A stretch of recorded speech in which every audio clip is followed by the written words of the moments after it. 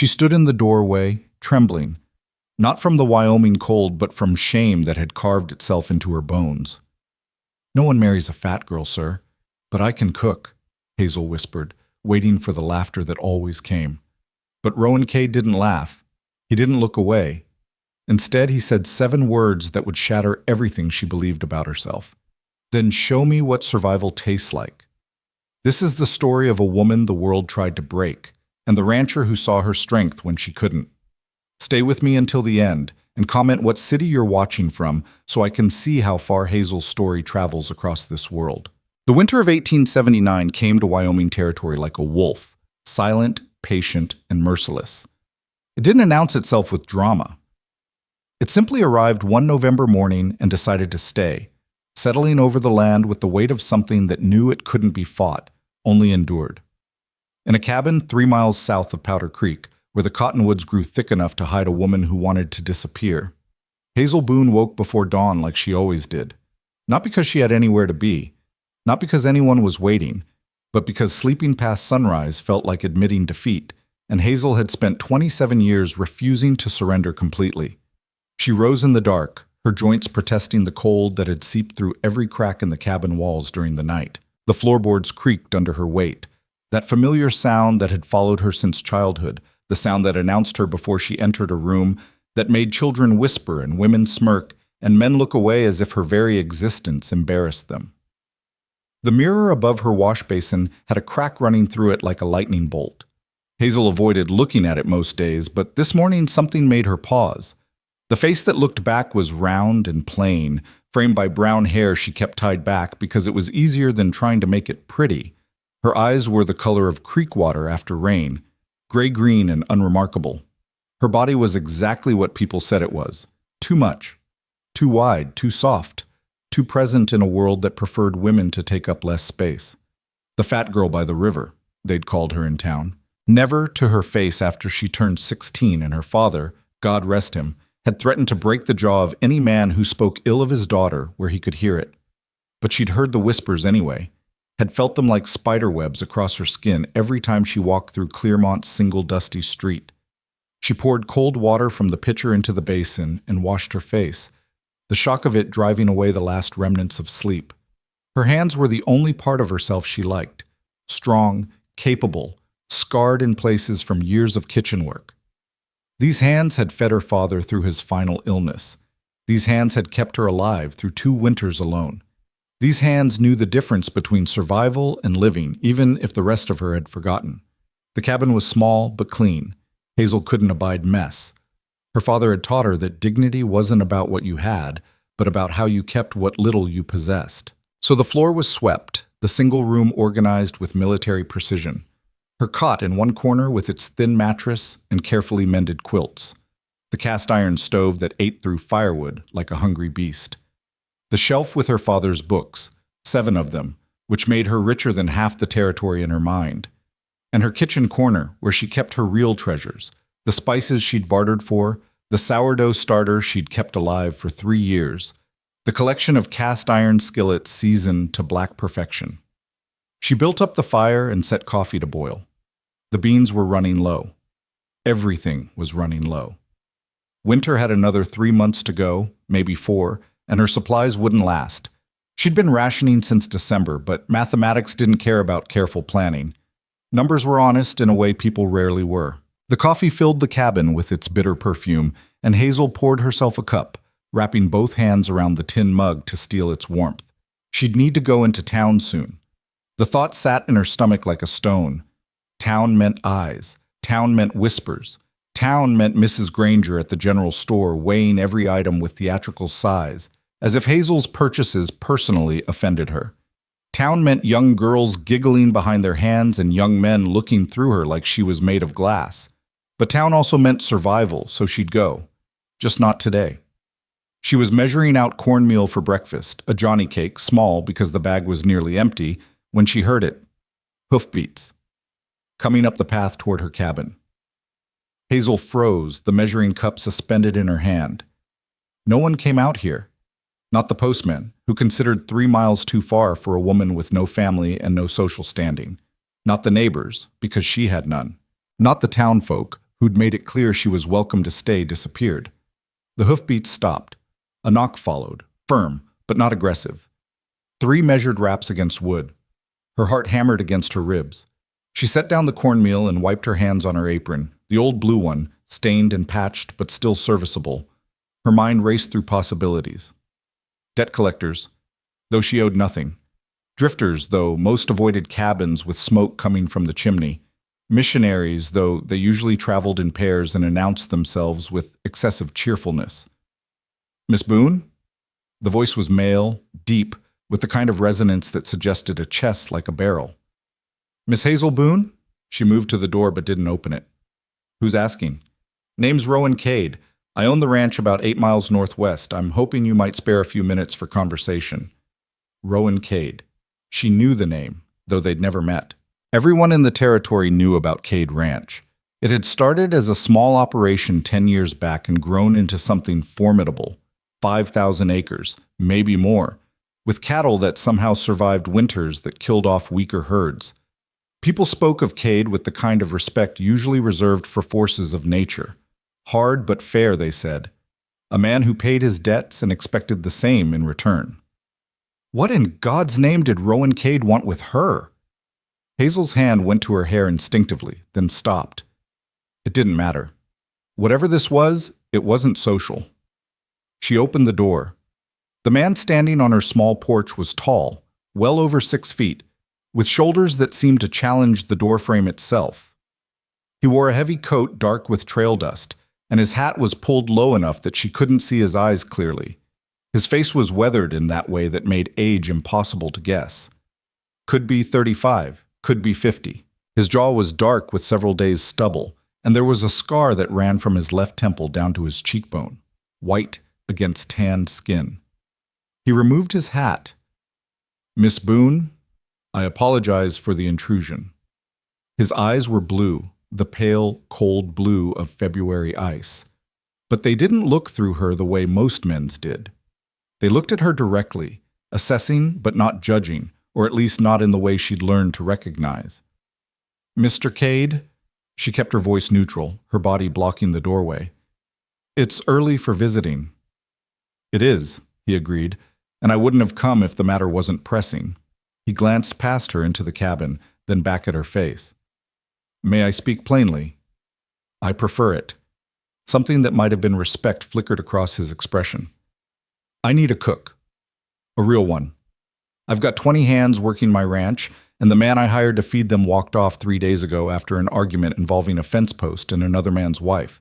The hands are eating hardtack and whatever they can burn over an open fire. In about a week, I'll have a mutiny on my property. Hazel blinked. Of all the things she'd imagined this conversation might be about, this hadn't made the list. You want to hire me? I do. You don't know me, Mr. Cade. I know you've kept yourself alive out here for 2 years since your father passed. I know people in town say you can make a meal out of nothing and have it taste like something. I know you don't drink, don't gossip, and don't start trouble. He paused. I also know you're likely running low on supplies and that pride's expensive in winter. Heat crept up her neck. He'd done his research then, asked about her. The thought made her feel exposed in a way that had nothing to do with the cold. And what did people tell you about what I look like, Mr. Cade? His expression didn't change. That you're fat. The word hit like a slap, even though she'd been expecting it, even though she'd heard it 1,000 times. There was something about hearing it stated so baldly, without euphemism or whisper, that made it worse. She started to close the door. Then you know why this won't work.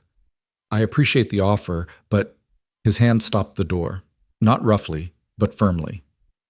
Miss Boone, I need someone who can cook. I don't need someone decorative. I've got cattle for that, and they're considerably less trouble. He met her eyes. I pay $40 a month plus room and board. You'd have your own quarters, small cabin behind the main house. Meals and supplies provided. Work starts before dawn and doesn't end till the hands are fed dinner. It's hard work. $40. Hazel's breath caught. She made maybe $8 a month selling preserves and doing occasional laundry for people too proud to admit they'd hired the fat girl for anything. $40 would mean security, would mean choices, would mean not having to weigh whether coffee or flour was more essential. But it also meant being stared at, being judged, being the entertainment for 20 ranch hands who'd probably never seen a woman like her doing anything but being laughed at. "Mr. Cade," she said slowly, "I appreciate that you need someone, but let's be honest about what this would be. I'd be cooking for men who'll make jokes about me, who'll call me names, who'll wonder why you hired someone who looks like I do when there are prettier girls in town who can boil water." "Then they can make their own meals," he said flatly. "Any man on my ranch who disrespects my cook answers to me personally. And Miss Boone, I'm not a patient man when it comes to stupidity."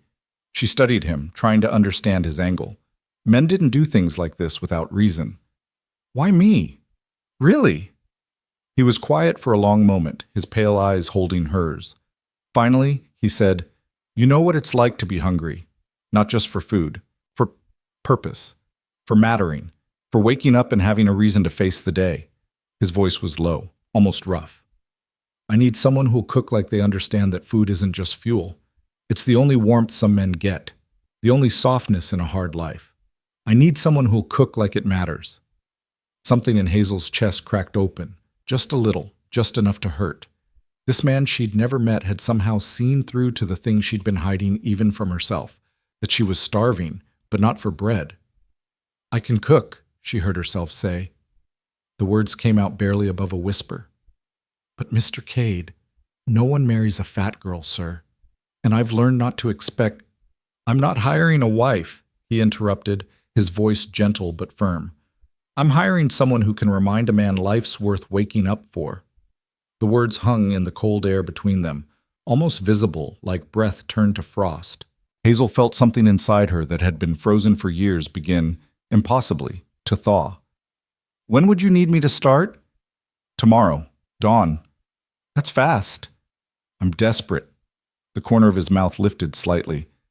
"Though I'd appreciate if you didn't share that detail with the hands. Bad for authority." Despite herself, despite everything, Hazel felt a smile tug at her own mouth.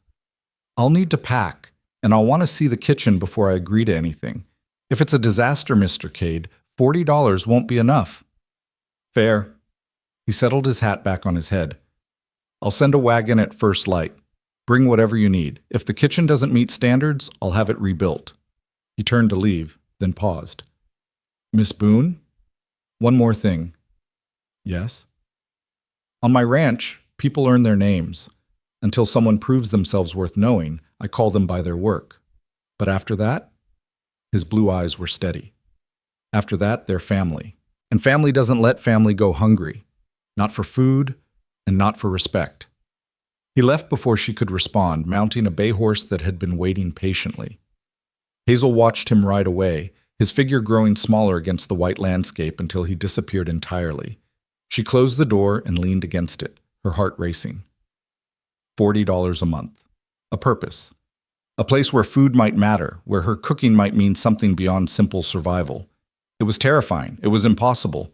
It was the first time in 2 years she'd felt something other than numb. Hazel looked around her cabin, at the careful poverty, the organized desperation, the life she'd built out of scraps and stubbornness. Then she looked at her hands, those capable, scarred hands that knew how to take nothing and make it enough. "All right then," she said to the empty room. "Let's see what you're made of." She spent the rest of the day packing. Not her clothes. She had 3 dresses, all of them practical, all of them carefully mended where the seams had given way under the stress of her body. Not her personal items. There were almost none, except her father's books and a photograph of her parents on their wedding day, both of them young and unaware of what disappointment their daughter would become. No, Hazel packed her kitchen. She wrapped each cast-iron skillet in cloth like they were made of precious metal, because to her they were. She carefully transferred her sourdough starter into a clean jar, the mixture that had survived 2 winters and dozens of batches of bread. She packed her spices in small tins, the cinnamon she'd bartered for with 3 jars of apple butter, the black pepper that had cost her a week's worth of laundry, the dried herbs she'd gathered and hung in her cabin every summer. These were her tools, her weapons, her proof that she was worth something. As she worked, her mind raced with possibilities. 20 men to feed, 3 meals a day.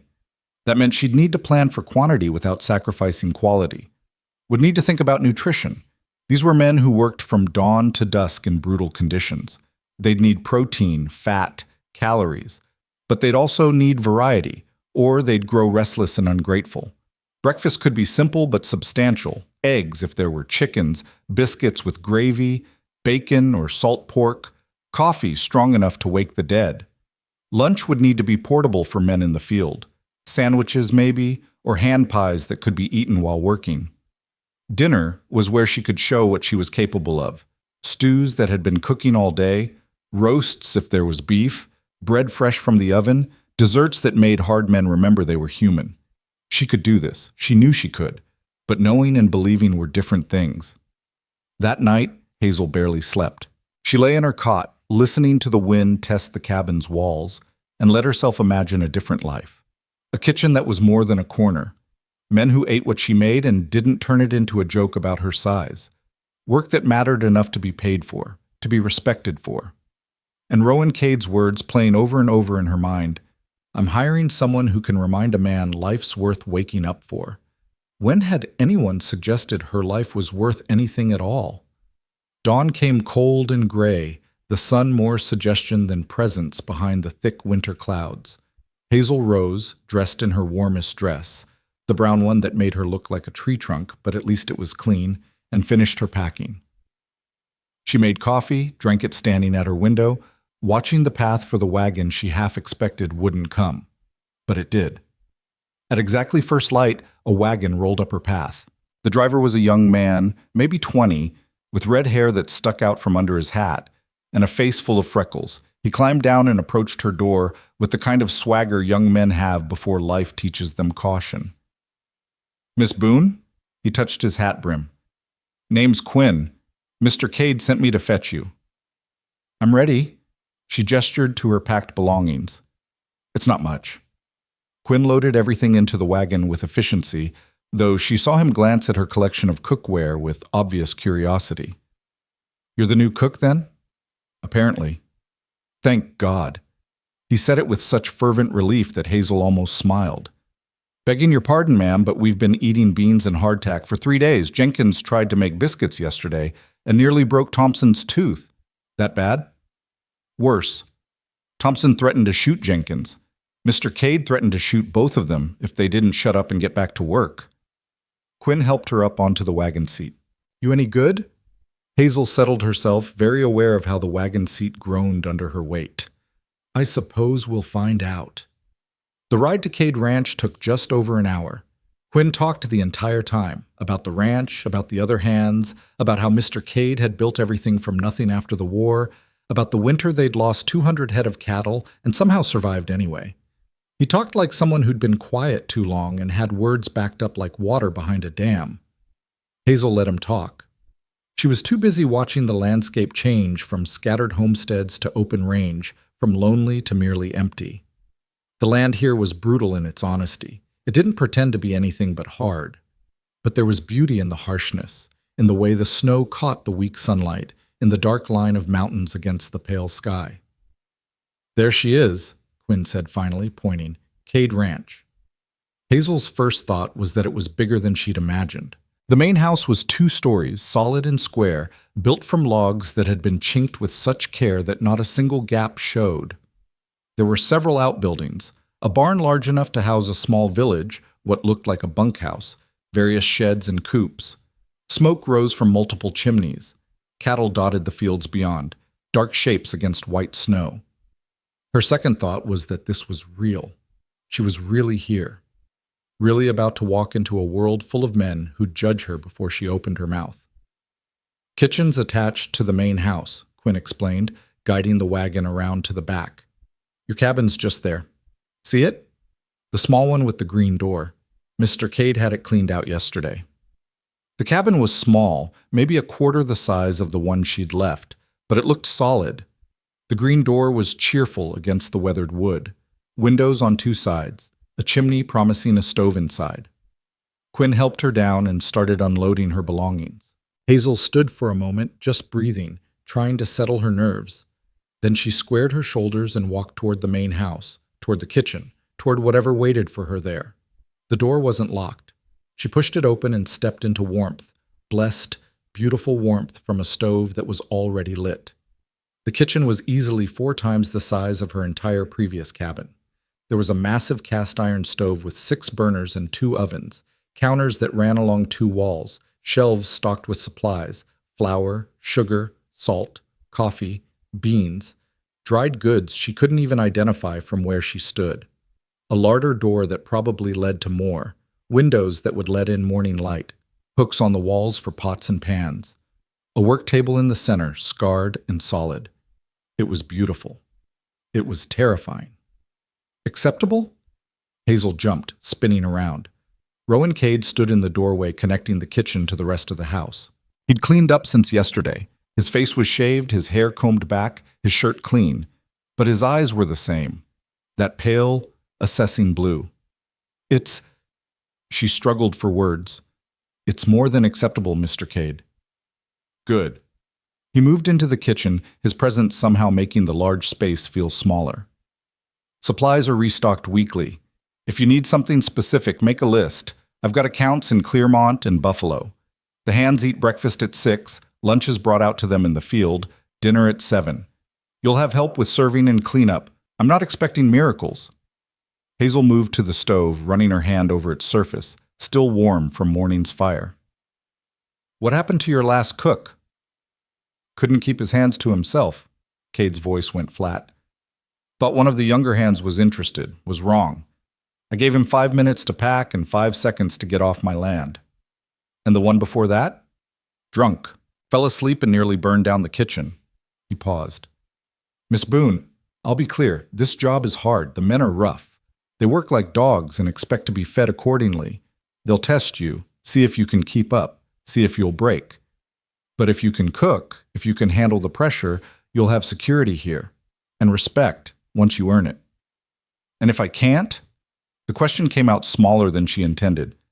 If I'm not good enough? He looked at her steadily. Are you good enough? It was the question she'd been asking herself for 27 years. The question that kept her small, kept her hidden, kept her safe but suffocating. Hazel thought of her sourdough starter, still alive after years of care. Thought of the meals she'd stretched to feed her father through his final months. Thought of every time she'd taken scraps and turned them into something worth eating, worth savoring. She met Rowan Cade's eyes. Yes, she said. I am. Something in his expression shifted, not quite a smile, but close. Then show me. Breakfast is in 2 hours. 21 men, counting myself. Impress us.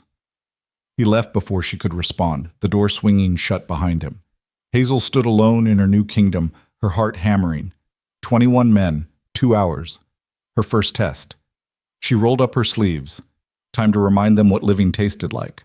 2 hours wasn't much time, but Hazel had learned long ago that desperation made the best teacher. She moved through the kitchen like a woman possessed, her hands working while her mind calculated portions, timing, possibilities.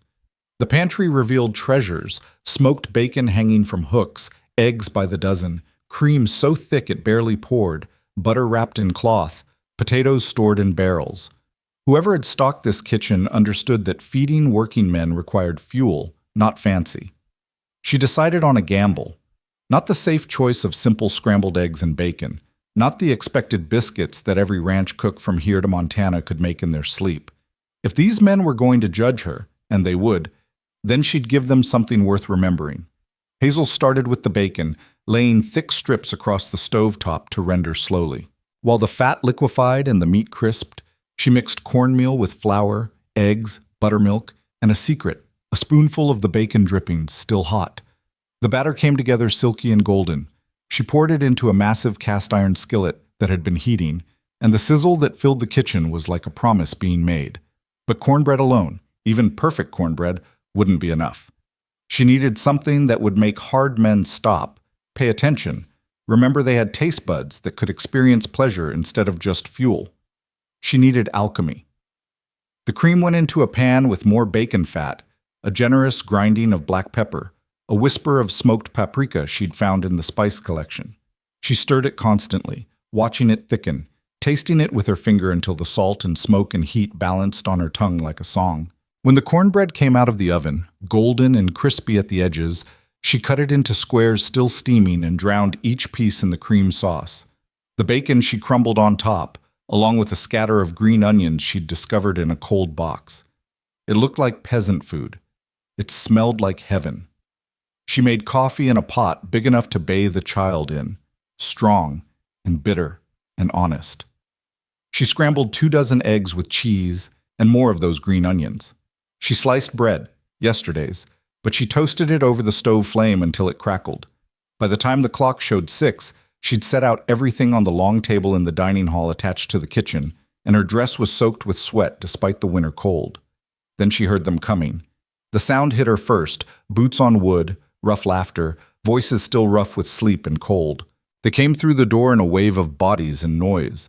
20 men who'd spent their lives doing hard things and expected no softness in return. They were young and old, scarred and whole, but they all had the same look in their eyes when they saw her standing by the kitchen door. The laughter died. The talking stopped. Every single one of them stared. Hazel felt her face flush hot. Here it was, the moment she'd been dreading, the judgment, the whispers that would start. That's the cook? Her? Cade must be desperate. Look at the size of her. Bet she eats half of what she makes. Wonder if the table will hold if she sits down. A man near the front, older with a gray beard and eyes like flint, opened his mouth. Well, I'll be...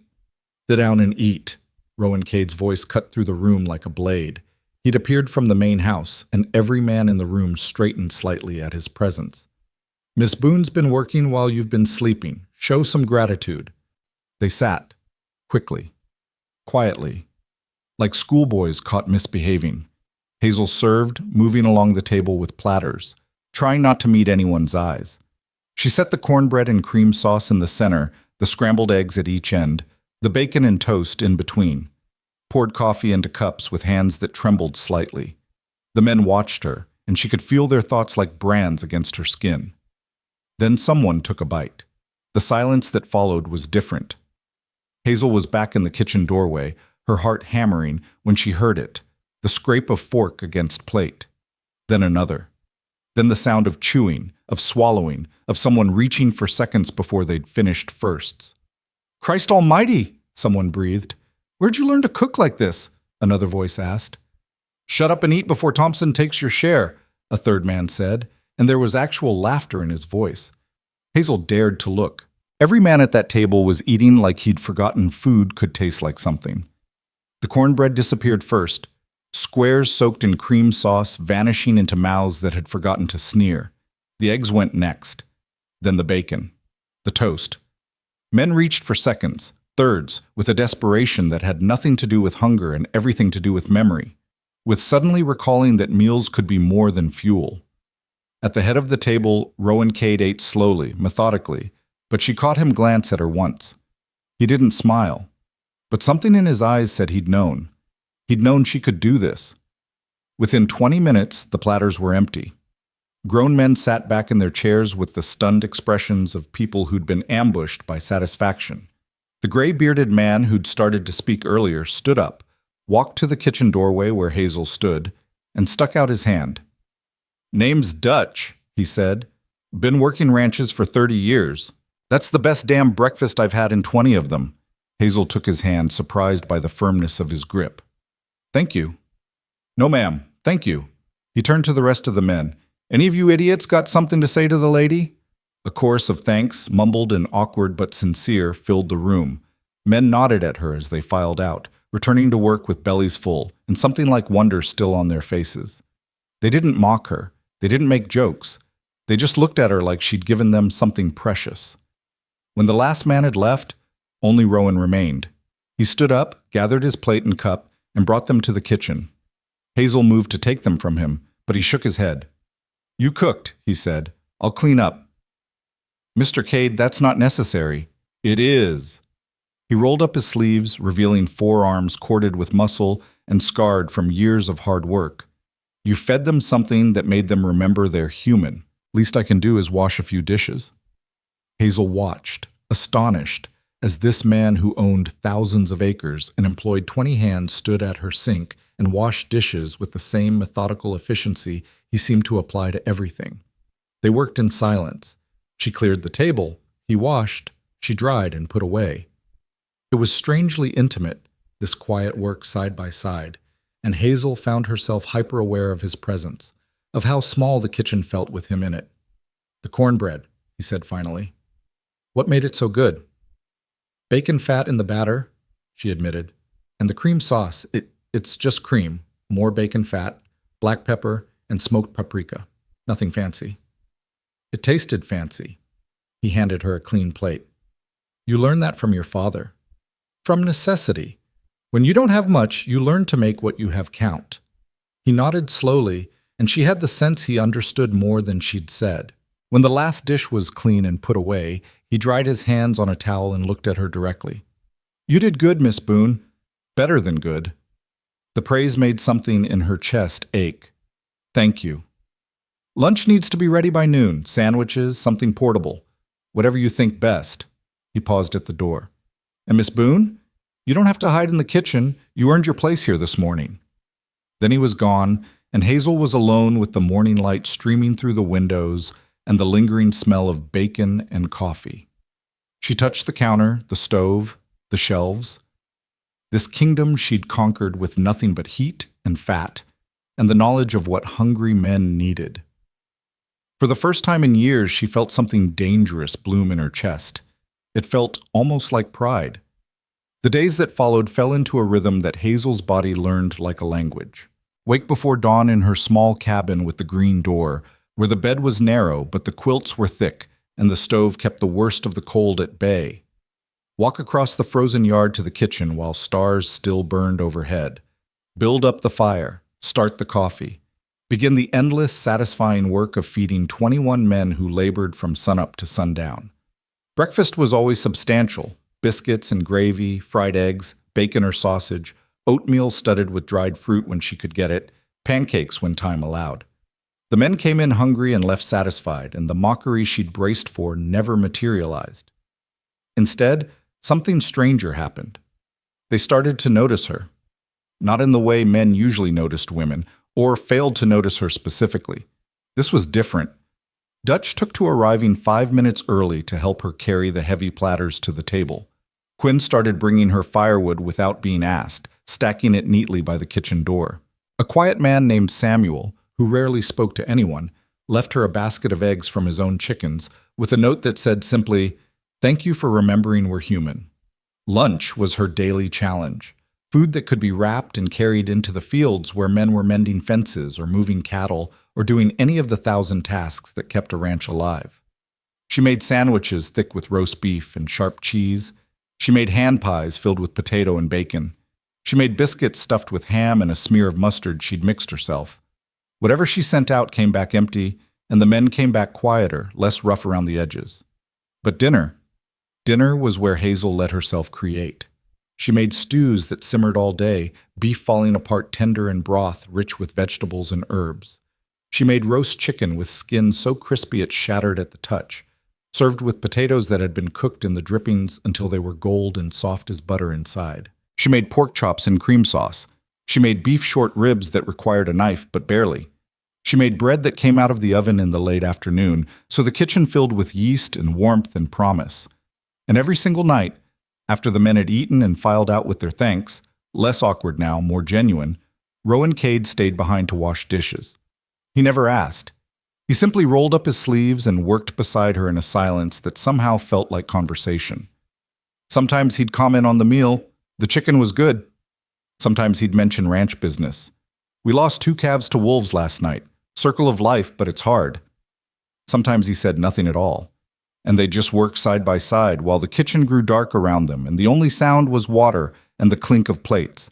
Hazel began to look forward to those moments more than she wanted to admit. There was something about the quiet competence of him, the way he treated dishwashing with the same seriousness he applied to everything else. And there was something about being treated like an equal, like someone whose work mattered enough to be shared. 3 weeks into her employment, on a night when the wind howled outside like a living thing, Rowan finished drying the last pot and said, You should know the men are calling you something. Hazel's hand stilled in the dishwater. Here it was, the nickname, the joke, the thing that would remind her she was still, fundamentally, the fat girl by the river. What? The keeper. He set the pot on its shelf with care. As in, the keeper feeds us like kings, or don't anger the keeper or we'll be back to beans. His mouth quirked slightly. Dutch started it. Says you keep them alive in more ways than one. The keeper. Not the fat cook, not the ugly one, not any of the names she'd steeled herself against. That's not cruel? Rowan looked at her, really looked at her, and his expression was harder to read than usual. Miss Boone, those men out there have worked under 5 different cooks in the 3 years I've been running this place. 3 quit, 2 I fired. Not one of them gave a damn whether the food was good or if the men felt human after eating it. You do. They know it. They respect it. He paused. And anyone who doesn't respect it will be looking for work elsewhere by morning. I meant what I said about that. Something warm and dangerous unfolded in Hazel's chest. Why does it matter to you? If they're fed, they can work. That's all you need. No, he said quietly. It's not. He was silent for a long moment, his eyes on the dark window. I spent 3 years during the war eating whatever wouldn't kill me immediately. Hardtack that broke teeth. Salt pork that was more maggot than meat. Coffee that was mostly ground acorns. I watched good men turn mean because they forgot what it felt like to taste something kind. He looked back at her. A man who's fed well works better, yes. But more than that, he remembers he's worth keeping alive. That's what you do. You remind them they matter. Hazel's throat tightened. No one had ever said anything like that to her. No one had ever suggested that her cooking was about more than just putting food on plates. I just make what I know how to make. Then you know more than you think you do. He handed her the towel to dry her hands. Get some rest, Miss Boone. Tomorrow's Sunday. The men get a late breakfast, and you get the afternoon off. He left through the door to the main house, and Hazel stood in the quiet kitchen, holding the towel he'd handed her, feeling the lingering warmth of words she'd never expected to hear. Sunday breakfast was chaos in the best way. With no work demanding their immediate attention, the men lingered over their coffee and talked. They argued about horses and cattle and cards. They told stories that were probably lies but entertaining anyway. They laughed, not at her but around her like she was part of the landscape now, accepted and expected. Hazel made hotcakes piled high with butter and syrup. She made bacon until her arm ached from turning strips. She made eggs scrambled and fried and poached to order, because on Sundays men deserved to be particular. She even made cinnamon rolls, a recipe she'd been perfecting in her mind for weeks, waiting for the right moment to try. When she set the pan of rolls on the table, still hot from the oven and dripping with glaze, a man named Porter actually gasped.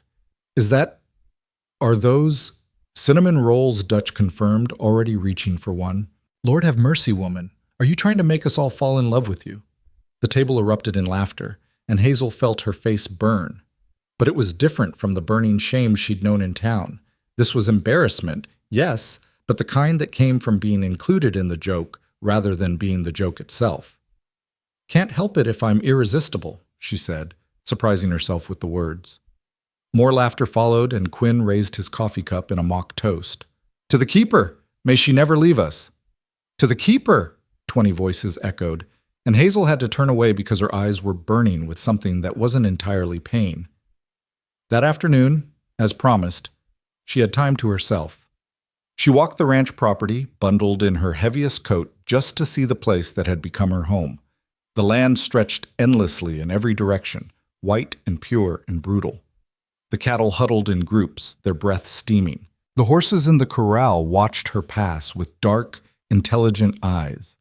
She found herself at the far edge of the property where a stand of cottonwoods grew thick enough to make a windbreak.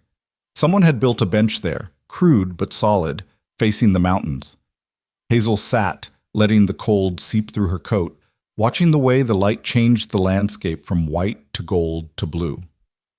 Mind company? She turned to find Rowan approaching, his coat collar turned up against the wind. She shook her head, and he sat beside her, Not too close, but close enough that she could feel the warmth of him. They sat in silence for a while, watching the mountains. Finally, Hazel said, "Why did you really hire me? I told you I needed a cook. You could have hired someone from town, someone prettier, someone the men would have accepted faster." Rowan was quiet for so long she thought he wouldn't answer. Then he said, 5 years ago I was married. Her name was Caroline. She was beautiful, the kind of beautiful that makes men stupid. I was stupid. I thought beauty meant substance." He laughed, but there was no humor in it. "She lasted 6 months out here before she decided ranch life wasn't elegant enough for her tastes, left me for a banker in Cheyenne, took half my savings and all of my pride." Hazel didn't know what to say to that, so she stayed quiet. "After she left, I hired a cook who was young and pretty because I thought that's what men needed to keep them happy. She couldn't boil water without burning it. Next, I hired someone who claimed he'd worked in restaurants back east. He lasted 2 weeks before he admitted he couldn't handle the isolation." Rowan shook his head. "I finally understood I'd been looking at it wrong. I didn't need someone decorative or someone with a fancy resume. I needed someone who understood what it meant to survive." He looked at her then, his pale eyes serious. "I asked around about you, Miss Boone. People in town told me about the fat girl by the river who kept herself and her dying father alive for 3 years on almost nothing. Who never complained, never begged, never gave up. They said it like it was gossip, like they were sharing something shameful. But what I heard was strength. What I heard was someone who'd learned to make something out of nothing and call it enough." He paused. "That's what this ranch needs.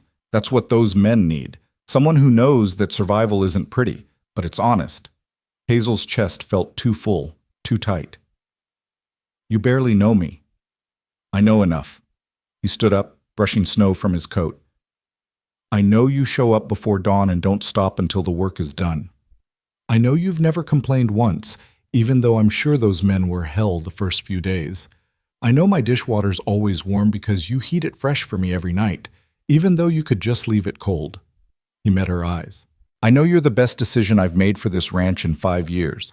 And Miss Boone, I don't make good decisions often, so when I do, I hold on to them."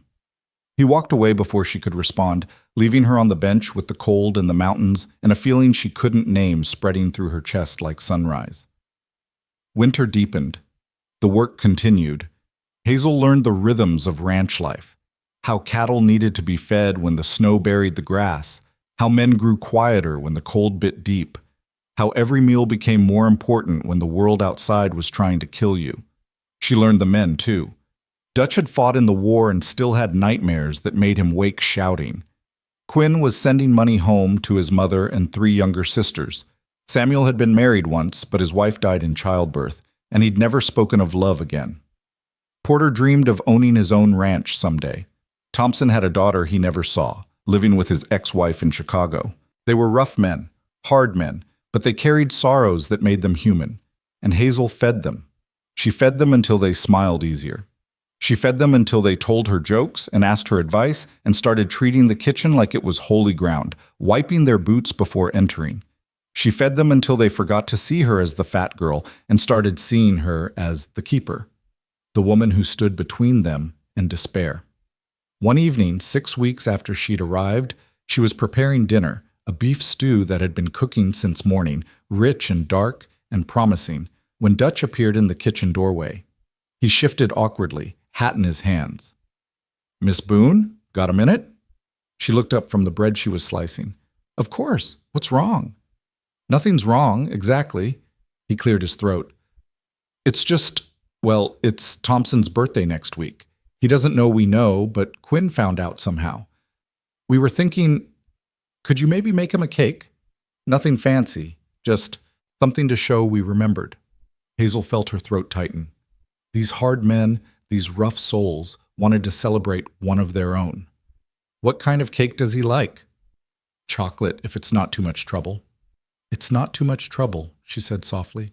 "I'll make him a chocolate cake, with frosting, the kind that makes you remember birthdays should matter."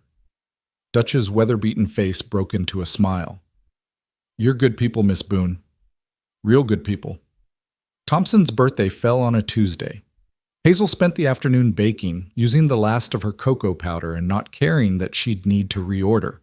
The cake came out of the oven perfect, dark and moist and smelling like childhood memories. She made frosting with butter and sugar and more cocoa, spreading it thick and generous. That night, when the men finished dinner, Dutch stood up and cleared his throat. "Before everyone leaves, we got something to say. Thompson, you old bastard, we know it's your birthday." Thompson looked up, startled. "How?" "Doesn't matter how. What matters is you've been working this ranch for 7 years and you've earned being celebrated." Dutch nodded at Hazel. She brought out the cake, 3 layers tall and gleaming with frosting, candles burning on top. 20 men who dealt in cattle and cold and brutality started singing "Happy Birthday" in voices rough and off-key, but sincere. Thompson stared at the cake like he'd never seen such a thing, and when he tried to thank Hazel, his voice cracked and failed. "It's just cake," she said gently. "No, ma'am," he whispered. "It's proof somebody gave a damn." They cut the cake and passed around pieces, and grown men ate chocolate frosting with something like reverence. Hazel watched them, these hard souls softened by sugar and gesture, and understood what Rowan had meant. This was what food could do. This was what it meant to feed someone, not just their bodies, but the parts of them that remembered how to hope. That night, Rowan stayed even later than usual with the dishes. They worked in their customary silence until he said, "The cake was good." "Thank you. You didn't have to do that." "I know." He was quiet for another moment. "You're teaching them something important. You're teaching them that kindness isn't weakness." Hazel laughed, but it came out bitter.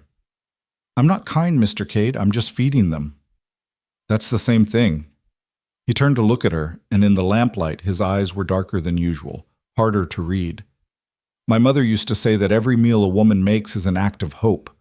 Hope that the people she feeds will come back tomorrow. Hope that the world is worth sustaining. Hope that love can exist in small gestures." He paused. "You cook like you believe in hope, Miss Boone. That's a rare thing." Her hands stilled in the dishwater. "Your mother sounds wise." "She was. She died when I was 15. His voice was carefully neutral. "Pneumonia. Quick and cruel. My father never recovered. He died 2 years later, but really he died the day she did. Just took his body a while to catch up. I'm sorry." "Don't be. It taught me something valuable." He dried his hands, preparing to leave like he always did. But this time he paused at the door and looked back. "It taught me that the people who feed us are the people who keep us alive. Not just our bodies, our souls. And Miss Boone, you've been keeping 21 souls alive since you got here. Don't ever think that's not enough." Then he was gone, and Hazel stood in the kitchen that smelled of chocolate and hope, her hands still warm from dishwater, her heart fuller than she'd thought possible. Outside, winter held the world in its teeth, but inside, something warmer than any fire was beginning to grow. The warmth didn't last. 3 days after Thompson's birthday, the blizzard hit with a violence that made previous storms look like practice. It came without warning in the middle of the night, wind screaming like something dying, snow falling so thick it erased the world. Hazel woke in her cabin to the sound of her windows rattling in their frames and the stove struggling against cold that pressed through every crack like water finding its level. She dressed in layers and fought her way to the kitchen through wind that tried to knock her sideways. The distance that usually took 2 minutes took 15, and by the time she reached the door, her face was numb and her lungs burned from breathing ice. Inside, she built up the fire until the stove roared defiance at the storm and started coffee that would need to be strong enough to anchor men to consciousness. The hands stumbled in for breakfast looking like ghosts, snow caked in their beards and eyebrows, exhaustion carved into faces still creased from sleep. They ate quickly, mechanically, fueling up for a day of battling weather that didn't care if they lived or died. Dutch caught her eye before leaving and said, "We'll be pulling cattle out of drifts all day. Likely won't make it back for lunch. If we're not back by dark, don't worry. We'll hole up in the far barn."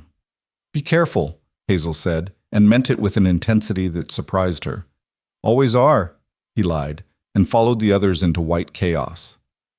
Rowan was the last to leave. He stood at the kitchen door, adjusting his coat, his face already set in the hard expression he wore when preparing for battle. "Keep the fire high. If it gets bad, stay inside. Don't try to come out for anything. I'll be fine. Miss Boone? He looked at her directly. I mean it. This storm could last days. If something happens, nothing will happen. Go take care of your cattle. He studied her for another moment, then nodded and disappeared into the blizzard. The door slammed shut behind him, and Hazel was alone with the winds howling and the feeling that something was about to go very wrong. She spent the morning preparing food that might not be eaten, stew that could simmer for hours, biscuits wrapped and kept warm, coffee that stayed hot on the back of the stove. The world outside the windows was nothing but white fury. She couldn't see the barn, couldn't see her own cabin, couldn't see anything but snow and more snow falling like it had forgotten how to stop. Around noon, she heard it. At first she thought it was just the wind taking on a new voice, but then it came again, a sound that cut through the storm's roar because it was distinctly, terribly human.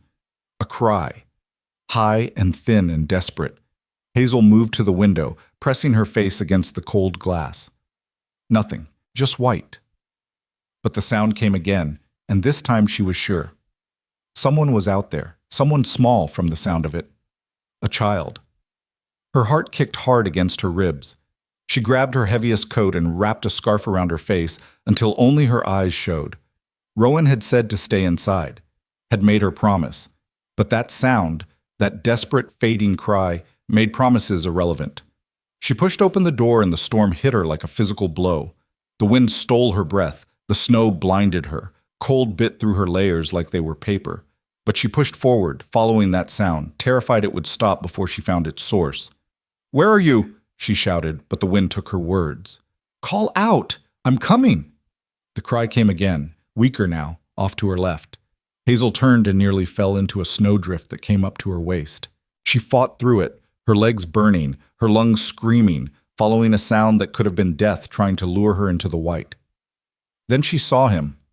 A child, maybe 8 years old, dark-skinned and dark-haired, wearing clothes too thin for this weather. He was huddled against the side of the barn, nearly buried in snow, his lips blue and his eyes half closed. When he saw her, he tried to speak, but only a whimper came out. "I've got you," Hazel said, though she wasn't sure he could hear her. She pulled him up. He weighed almost nothing, this child made of ice and fear, and held him against her chest. Her body wasn't small, wasn't delicate, but right now it was warm, and that was all that mattered.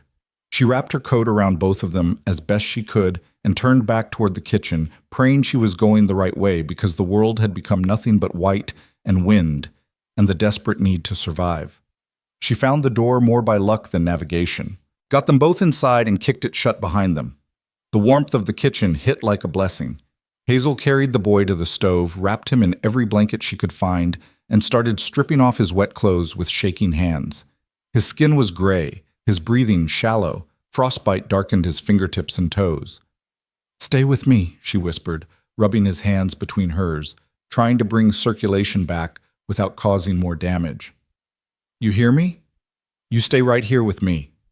She heated water, not too hot, that would be dangerous, and soaked cloths to wrap around his extremities.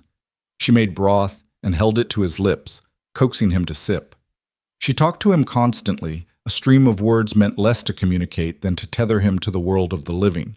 And slowly, terribly slowly, color began to return to his face. His eyes focused. His breathing deepened. "What's your name?" Hazel asked when he seemed capable of answering.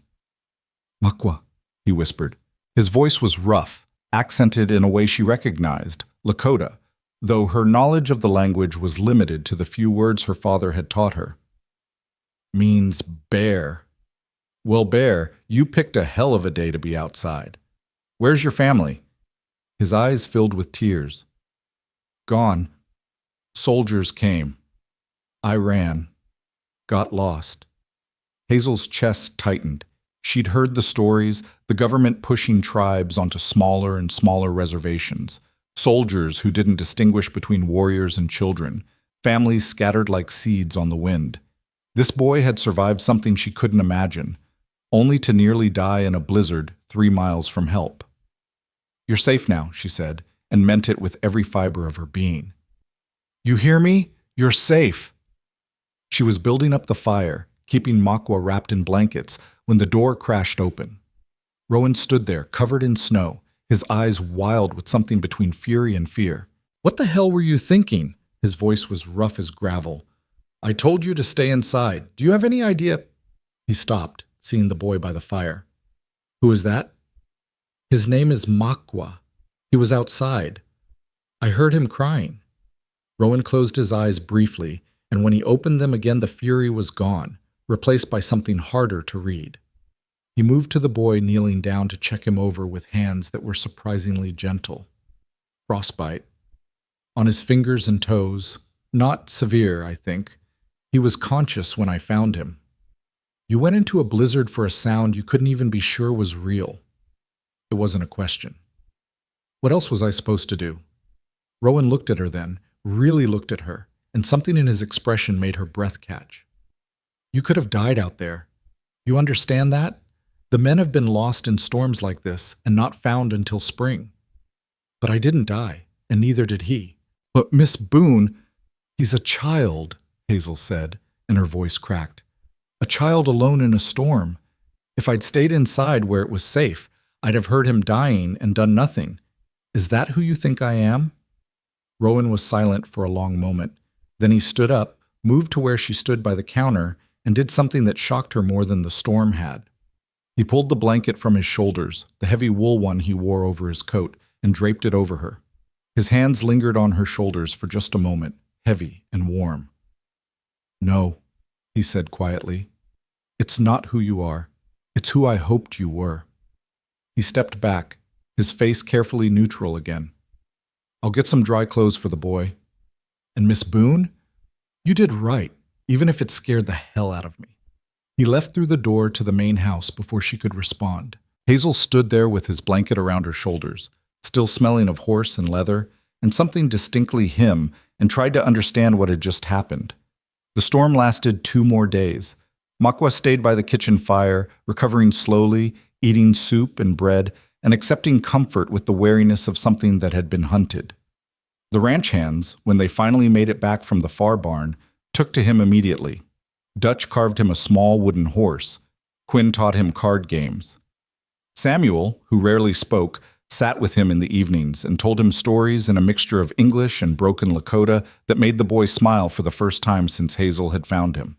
And Rowan made it clear without saying a word that anyone who had a problem with a Lakota boy staying at his ranch could leave immediately. No one did. The men who'd been transformed by good food were also being transformed by proximity to someone more vulnerable than themselves. They became gentler, quieter, more careful with their words and gestures. On the 3rd day after the storm, when the sky finally cleared and the world emerged white and sharp and brutal in its beauty, a man rode up to the ranch. He was older, wrapped in blankets, his face weathered beyond age. He spoke to Rowan in the yard, and though Hazel couldn't hear the conversation, she saw the moment understanding passed between them. Rowan brought him inside. "Miss Boone, this is Joseph Standing Bear. He's Makwa's grandfather." The old man's eyes found the boy immediately. Relief and grief warred on his face. "We thought you were dead." Makwa ran to him, and they held each other with the desperation of people who'd lost too much already. Hazel turned away, giving them privacy, her throat too tight to speak. Joseph Standing Bear insisted on thanking her before leaving. He took both her hands in his, weathered and strong and warm, and said something in Lakota. Then in English, "You gave me back my grandson. You gave him back his life. We won't forget." Anyone would have done the same. "No," he said firmly. "They wouldn't. But you did." He pressed something into her hand, a small carved bear, smooth from handling. "For courage. For remembering that all children are our children." They left as the sun was setting, 2 figures on 1 horse, heading north toward reservation land and a life Hazel couldn't imagine. She stood in the yard long after they'd disappeared, holding the carved bear, feeling the weight of something she couldn't name. "You gave them back to each other." She turned. Rowan stood a few feet away, watching her with an expression she'd never seen before. Soft, almost vulnerable. "I just found him in the snow. You risked your life for a stranger's child, for a Lakota boy that half this territory would have left to freeze. He moved closer. Do you have any idea how rare that is? How extraordinary? I'm not extraordinary, Hazel said, and hated how her voice shook. I'm just someone who couldn't stand the thought of a child dying when I could prevent it. That's what makes you extraordinary. He was close now, close enough that she could see the faint scar on his temple, the lines around his eyes from squinting into sun and wind. Most people can stand things, Miss Boone. Most people are very good at standing things, at finding reasons why it's not their problem, not their responsibility. You can't. You hear someone hurting and you run toward it. Consequences be damned. You sound like you think that's a good thing. I think it's a terrifying thing. His voice was rough. I think it's the kind of thing that gets people hurt, but I also think it's the best thing I've ever seen. They stood in the cold, close enough to touch, but not touching, while the sky turned from gold to purple to black. Finally, Rowan said, "Come inside before you freeze," and walked back toward the house. Hazel followed, her heart doing strange things in her chest, the carved bear warm in her pocket. Spring arrived hesitantly, like something unsure of its welcome. The snow began to melt, revealing the brown grass beneath. The wind lost some of its teeth. The days stretched longer, and birds returned with songs that sounded like promises being kept. The ranch came back to life. Calves were born, wobbly and determined. Fences damaged by winter were mended. The men shed their heavy coats and worked in shirt sleeves, their faces turning brown under the returning sun. And Hazel's kitchen became even more essential. Feeding men who worked 12, 14, 16-hour days during calving season required planning and stamina that made winter look easy. She barely saw Rowan during those weeks. He was always in the fields, always dealing with some crisis or another. But every night, no matter how late, he came to the kitchen to wash dishes beside her. They were both exhausted, too tired for conversation, but the silence had become comfortable. Necessary, even. The quiet work side by side was the only peace either of them got in 18-hour days. Then Caroline arrived. It was a Tuesday in April, unseasonably warm. Hazel was making bread, her hands deep in dough, when she heard the carriage. Visitors were rare enough that she moved to the window, curious. The carriage was expensive, black lacquer and brass fittings, pulled by matched grays. The woman who stepped out was stunning in a way that made Hazel's breath catch. She was tall and slim, dressed in a traveling suit of deep blue that probably cost more than Hazel made in 3 months. Her hair was the color of honey, styled in elaborate curls beneath a hat with feathers. Her skin was porcelain perfect. Her face was the kind artists painted and poets ruined themselves over. Hazel knew who she was before anyone said a word. This was Caroline, the beautiful wife who'd left, the woman Rowan had been stupid enough to marry and smart enough to let go. She watched through the window as Rowan came out of the barn, saw Caroline, and went very still. They spoke. She couldn't hear the words, and Caroline touched his arm with a familiarity that suggested ownership. Then Caroline looked toward the house, said something, and laughed. The sound was like bells, clear and pretty and cold. The kitchen door opened. Quinn stuck his head in, his young face troubled. "Miss Boone? Mr. Cade wants you to meet a visitor." Hazel's stomach dropped. She looked down at herself, flour on her dress, dough under her fingernails, her hair escaping its pins. She looked like exactly what she was. The help.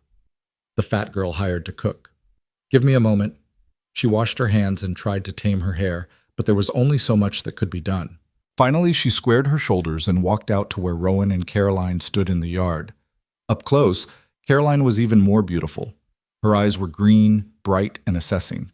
She looked Hazel up and down with the kind of thoroughness usually reserved for livestock at auction, and her perfect mouth curved into something that wasn't quite a smile. "So this is who you settled for?" Caroline's voice was light, amused. "A pig in an apron? My God, Rowan, I knew you'd gotten desperate, but this is pathetic even for you." The words hit like fists. Hazel felt her face burn, felt her whole body try to fold in on itself. Every insult she'd ever endured, every whisper, every cruel laugh, they all came rushing back. She was 14 again, hearing boys mock her behind the schoolhouse. She was 20, watching her father's friends look away in embarrassment. She was every age she'd ever been, feeling the weight of being too much, of taking up too much space, of being fundamentally irredeemably wrong. That's enough. Rowan's voice cracked like a whip. You need to leave. Oh, come now. I just got here. Caroline's laugh was crystalline. I came all this way to see if the rumors were true. They said you'd hired some fat kitchen girl to feed your men, and I had to see for myself. Though I have to say, Rowan, I expected better taste from you, even if it's just the help.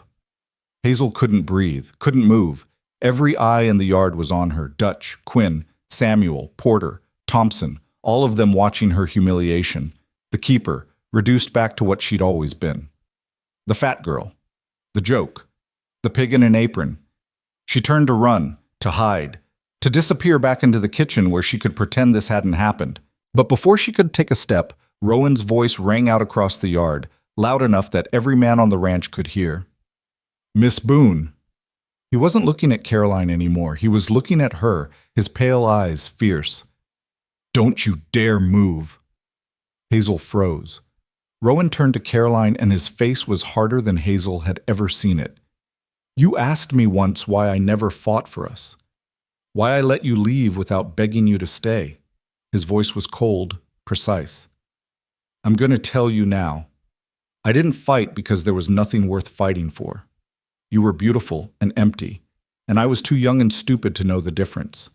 You lasted 6 months here because you couldn't stand that ranch life required actual work, because you thought being pretty exempted you from being useful. Caroline's smile faltered. Rowan, I'm not finished. He took a step toward her, and she actually backed up. Miss Boone has been on this ranch for 4 months. In that time, she's fed 21 men 3 meals a day without a single complaint. She's worked from before dawn to after dark. She went into a blizzard to save a child she didn't know and nearly died doing it. She's taught every man here that kindness isn't weakness and that being fed well means being cared for. His voice got quieter, but somehow more intense. She stayed when you left. She's got more heart, more courage, more worth in her little finger than you've got in your entire perfect body. And if you can't see that, then you're even emptier than I remember. The yard was absolutely silent. 20 men stood frozen, watching. Caroline's face had gone white, then red. You're defending her? This fat cow. I'm choosing her. Rowan's words rang out clear. I'm choosing the woman who shows up every day and does the work. I'm choosing substance over surface. I'm choosing someone who makes life worth living instead of just worth looking at. He turned to Hazel. And Miss Boone, if you're willing, I'm choosing you to stay on this ranch for as long as you want to be here, because this place isn't home without you in it. Hazel couldn't breathe, couldn't think. The words echoed in her head. I'm choosing you, I'm choosing you, I'm choosing you. Caroline made a sound of pure disgust. You'll regret this. Both of you. When you're eating her cooking and looking at that body and remembering what you gave up. I'm remembering what I escaped, Rowan said flatly. Now get off my land. You've got 5 minutes before I have the men escort you. Caroline stared at him, fury and humiliation warring on her beautiful face. Then she turned on her heel, climbed into her carriage, and disappeared in a cloud of dust and rage. The silence that followed was deafening. Hazel stood in the yard trembling, aware of every man watching her, waiting to see what she'd do, how she'd respond to being defended so publicly, so fiercely. Dutch cleared his throat. Miss Boone? That was the bravest thing I've ever seen. You standing here taking that, not running. That's courage. Damn right, Quinn added. And boss is right. You're worth 10 of her, worth 100. One by one, the men voiced their agreement, their support, their fierce protective loyalty, and Hazel realized something that made her throat tighten and her eyes burn. These men, these rough, hard, broken men, they'd become her family. They'd become the people who saw her worth when she couldn't see it herself. Thank you, she whispered. All of you. They dispersed slowly, returning to work with backward glances and small smiles, until only Rowan remained, standing a few feet away, his expression carefully neutral. I'm sorry, he said. You shouldn't have had to hear that. You defended me. Hazel's voice shook. You chose me. In front of everyone. Why? Rowan was quiet for a long moment. Then he said, because it was true. Every word. You're the best thing that's happened to this ranch, to these men. He paused. To me. Something shifted in the air between them, subtle but unmistakable. Hazel felt it like a change in temperature, like the moment before lightning strikes. Mr. Cade, Rowan, he said. After what just happened, I think you can call me Rowan. Rowan, she tested the name. It felt strange on her tongue, intimate. I don't know what to say. You don't have to say anything. Just stay. Keep doing what you're doing. Keep being who you are. He smiled slightly. Keep reminding us that life's worth waking up for. He walked back toward the barn, leaving Hazel standing in the yard with the sun warm on her face and something terrifying and wonderful blooming in her chest. That night, Rowan came to the kitchen later than usual. The dishes were already washed, put away. Hazel was making bread for tomorrow, her hands working the dough with the steady rhythm that helped her think. He didn't say anything at first, just leaned against the counter and watched her work. Finally, "You're still here. Where else would I be?" "I thought maybe after today," he trailed off. Hazel shaped the dough into loaves and set them to rise. Then she turned to face him, wiping her hands on her apron. "Mr. Cade, Rowan, I've spent 27 years being told I'm not enough. Not pretty enough, not small enough, not worthy enough of being seen as anything but a joke or a problem." Her voice was steady despite the emotion behind it. "Today, for the first time in my life, someone stood up for me. Someone chose me. Do you understand what that means? What you gave me? I only told the truth. The truth is powerful when nobody else has bothered to speak it." She took a breath. "So yes, I'm still here. I'm staying. Because you're right. This place feels like home. And I haven't had a home since my father died."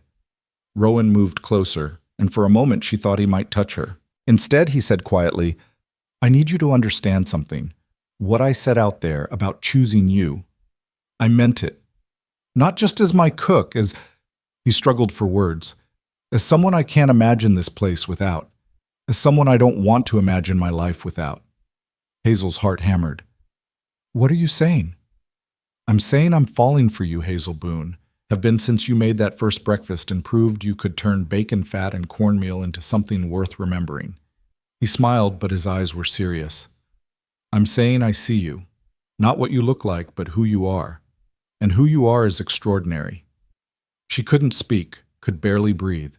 This man who could have anyone, who'd had someone beautiful and lost her, was standing in her kitchen saying words she'd never expected to hear in her entire life. "You don't have to say anything," Rowan continued. "I'm not asking for promises. I just needed you to know. Needed you to understand that what happened today wasn't just about defending my cook. It was about defending someone I—" He stopped, then finished quietly. "Someone I'm beginning to love." The words hung in the air between them, impossibly heavy and light at the same time. Hazel found her voice. "I don't know how to do this. To be seen like this. To be wanted." "Neither do I," he admitted. "My first attempt at love was a disaster, but maybe that's the point. Maybe we figure it out together. Maybe we build something real instead of something pretty." He left before she could respond, disappearing into the main house. Hazel stood alone in her kitchen, her hands still smelling of yeast and possibility, and let herself imagine something she'd never dared consider before. A future. A home. A love that saw her scars and chose her anyway. Outside, spring continued its careful advance, and inside, something equally fragile was beginning to bloom. The days following Rowan's confession moved like honey in winter, slow, thick with possibility, sweet and terrifying in equal measure. Hazel found herself hyper-aware of every moment they shared. The morning he brought her fresh eggs still warm from the henhouse, his fingers brushing hers as he handed over the basket. The evening he stayed an extra hour after dishes just to talk about nothing important. The weather, the new calves, a book he'd been reading. The way he'd started saying her name, Hazel instead of Miss Boone, like he was tasting something precious. She didn't know how to navigate this new territory. Romance had never been part of her story. She'd resigned herself to a life of usefulness rather than love, of being valued for what she could do rather than who she was. But Rowan looked at her like she was both. Like her cooking and her courage were inseparable from her worth as a woman. It terrified her. One evening in late April, as they worked side by side in the kitchen, Rowan said casually, "There's a dance in Clearmont next Saturday. The spring social. Whole territory shows up." Hazel's hand stilled in the dishwater. "I know. I used to hear about it when my father was alive." "Ever been?" "No." The word came out harder than she intended. "Women like me don't get asked to dances." Rowan was quiet for a moment. Then he set down the plate he'd been drying and turned to face her fully. "I'm asking." Her heart lurched. "Rowan, I want to take you. Want to dance with you. Want every person in that territory to see me with the woman who makes my life worth living." His voice was steady, certain. "But only if you want to go. Only if you're ready for people to see us together." Hazel turned away, gripping the edge of the sink. "You don't understand what you're asking. Those people, they've known me my whole life as the fat girl by the river. They'll laugh. They'll whisper. They'll say terrible things about both of us. Let them. It's easy for you to say, you're—" She gestured helplessly. "You're successful, respected. You can survive their gossip. But me? I've spent my whole life trying to avoid their cruelty, and now you want me to walk right into it?" Rowan moved closer, and she felt the warmth of him at her back. "Hazel, look at me." She turned slowly. His pale eyes were intense, serious. "I know what I'm asking," he said quietly. "I know it's not fair. I know you've survived by being invisible, and I'm asking you to be seen. But that's what you deserve, to be seen, to be chosen publicly, not just in private moments between us." He paused. "And I think there's a part of you that wants it too, that wants to walk into that dance hall and prove to everyone who ever hurt you that you're worth more than they said." He was right, and that made it worse. There was a part of her, small, buried, but stubbornly alive, that wanted exactly that. Wanted to show Mrs. Granger from the general store and the girls who'd giggled behind their hands, and every person who'd ever made her feel less than human, that she'd found someone who saw her worth. "What if I can't dance?" she asked, hating how small her voice sounded. "Then we'll stand in the corner and eat terrible punch and make fun of everyone else's dancing." He smiled slightly. "Or I'll teach you. Right now, if you want."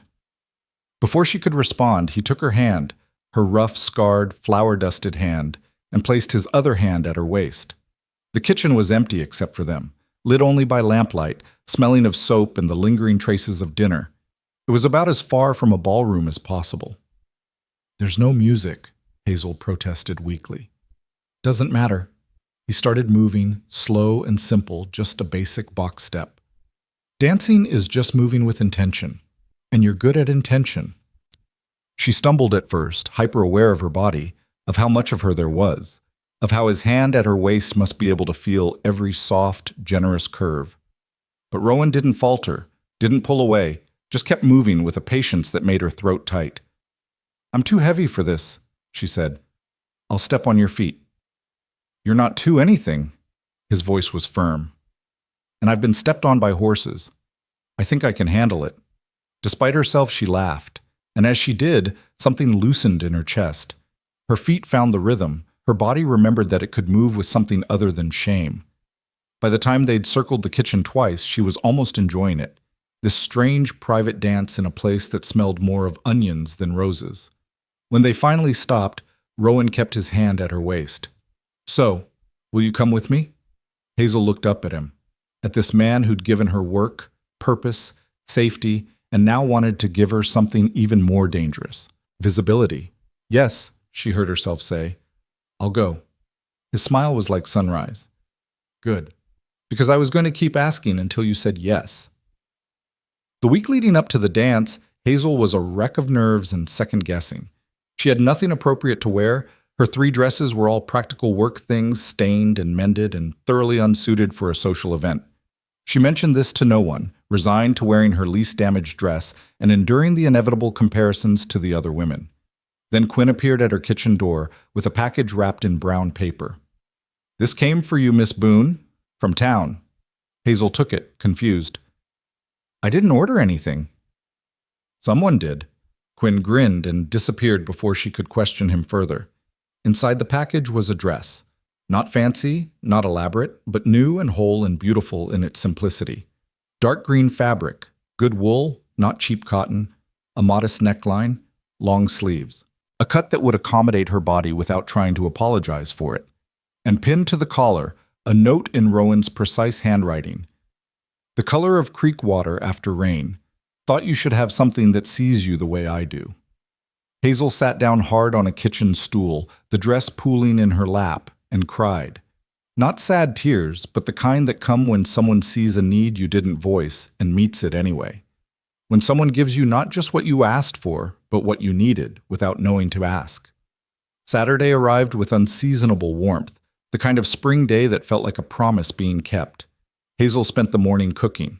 The men still needed to be fed, dance or no dance. But Dutch waved her off after lunch. We can handle dinner tonight. You go make yourself pretty. Not that you need to, he added quickly. You're already, well, you know what I mean. She did, and for once she let herself believe it might be true. In her small cabin, Hazel bathed in water she'd heated on the stove, using soap that smelled of lavender. Another gift, this one from Samuel, who'd said gruffly that his late wife used to make it, and he still had some left. She washed her hair and let it dry in the sun streaming through her window. Then she put on the green dress, and it fit like it had been made for her body specifically, not trying to minimize or hide, just acknowledging her shape and working with it rather than against it. She'd never owned anything so beautiful. There was a mirror in her cabin, small and speckled with age. Hazel looked at herself and for the first time in her life didn't immediately catalog everything wrong. She just looked, saw a woman in a green dress with clean hair and capable hands and eyes that held more hope than fear. You can do this, she told her reflection. You've survived worse than a dance. The knock came at sunset. Rowan stood on her small porch, dressed in clothes she'd never seen him wear. A proper suit, dark and well cut, that made him look less like a rancher and more like someone who'd walked out of a photograph. His hair was combed back, his jaw was freshly shaved, but his eyes were the same, that pale, intense blue that saw through everything false. He looked at her for a long moment without speaking. Then he said, voice rough, "You're beautiful." "The dress is beautiful. You chose well." "Hazel." He waited until she met his eyes. "I chose the dress because I thought the color would suit you, but what's beautiful is you wearing it, you understanding that you deserve beautiful things." She didn't trust herself to speak, so she just nodded. He offered his arm, and she took it, feeling the solid strength of him beneath the fabric of his suit. The ride to Clearmont took 30 minutes. Rowan had hitched up a buggy rather than making them ride horseback, and they traveled through landscape that was finally shaking off winter's grip. Green pushed through brown. Wildflowers dotted the hills. Birds sang their territorial claims. The world was remembering how to live, and Hazel felt like she was remembering too. "You're quiet," Rowan observed. "Nervous." "Me too." She glanced at him, surprised. "You? Why would you be nervous?" "Because I'm about to take the most important person in my life into a room full of people who might hurt her," he said bluntly. "And if anyone says something cruel, I'm going to have to choose between defending your honor and not getting arrested for assault." Despite everything, Hazel laughed. "Please don't get arrested. I need you to run the ranch." "I'll try to restrain myself, but I'm making no promises." They arrived just as full dark was falling. The community hall was lit up like a beacon, music already spilling out into the spring night. Buggies and horses crowded the space outside. People moved in clusters, dressed in their finest, laughing and talking with the relief of those who'd survived another winter. Rowan helped Hazel down from the buggy, his hand steady at her elbow. "Ready?" "No, but let's go anyway." They walked toward the hall together, and Hazel felt every eye turn toward them. Felt the moment of recognition. That's Rowan Cade, successful rancher, and that's... Wait, is that the Boone girl? The fat one? What is she doing with him? Felt the whispers start like wind through grass. Rowan's hand tightened slightly on her arm. Not possessive, just present, reminding her he was there. They stepped through the door into warmth and noise and light.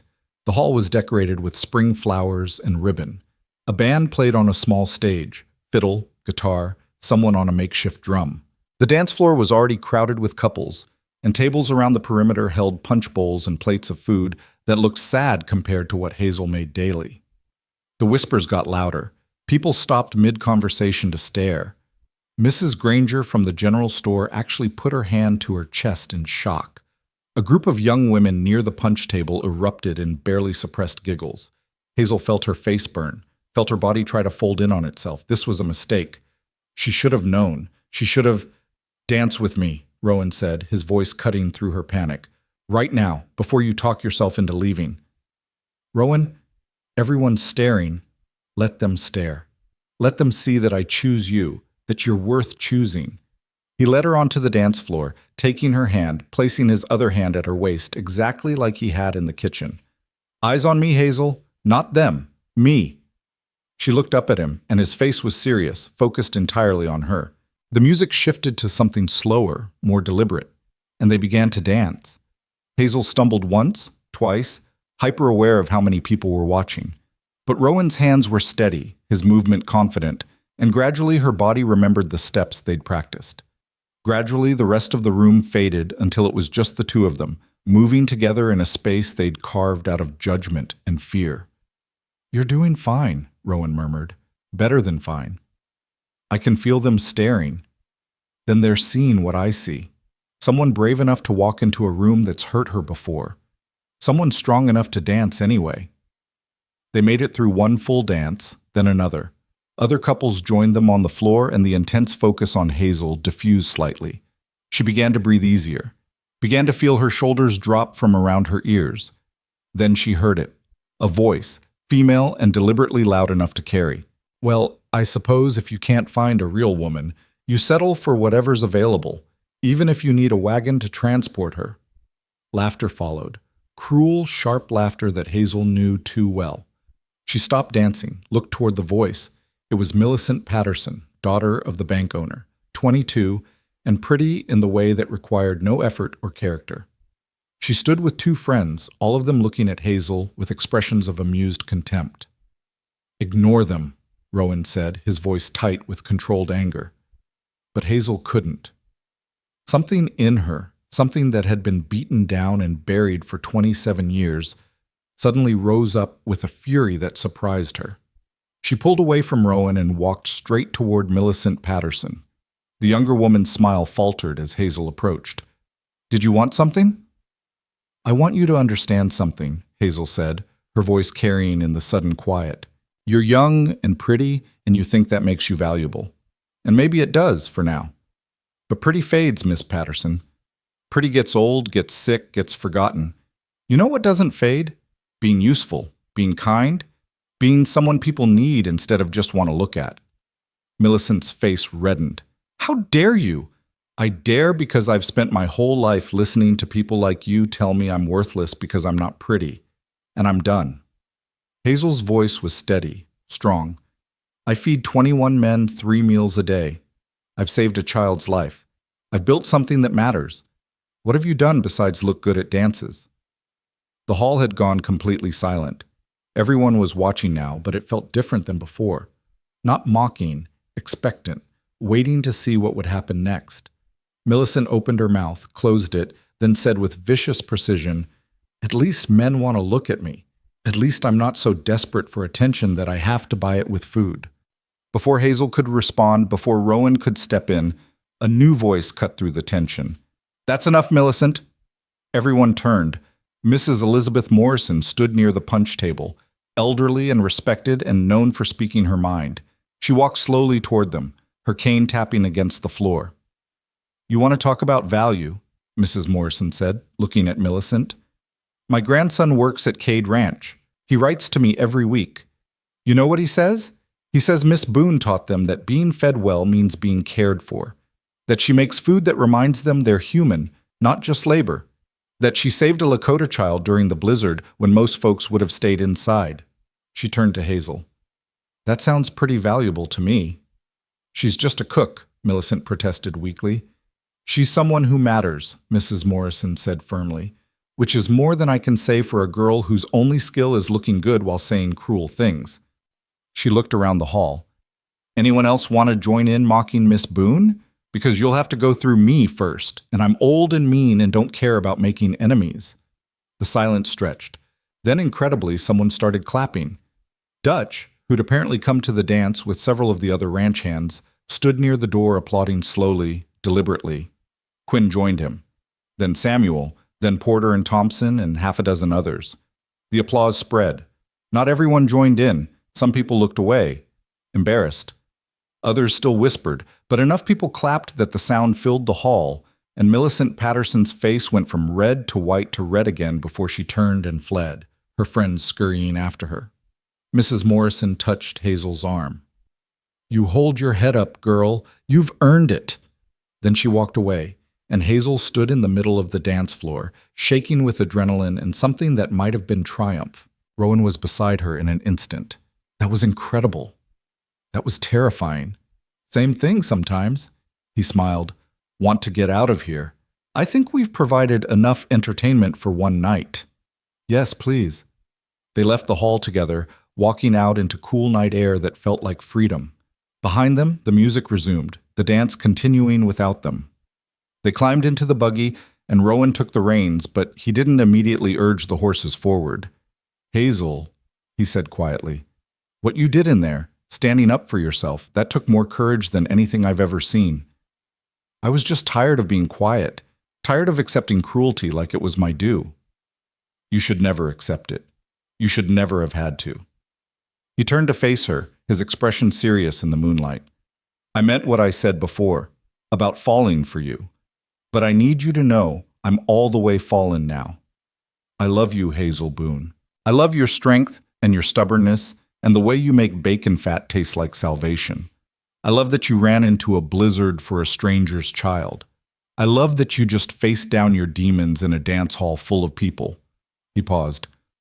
"I love you, and I'm not good at saying things pretty, but I need you to know it's true." Hazel couldn't breathe, couldn't think past the roaring in her ears. "You love me." "I do." "Why?"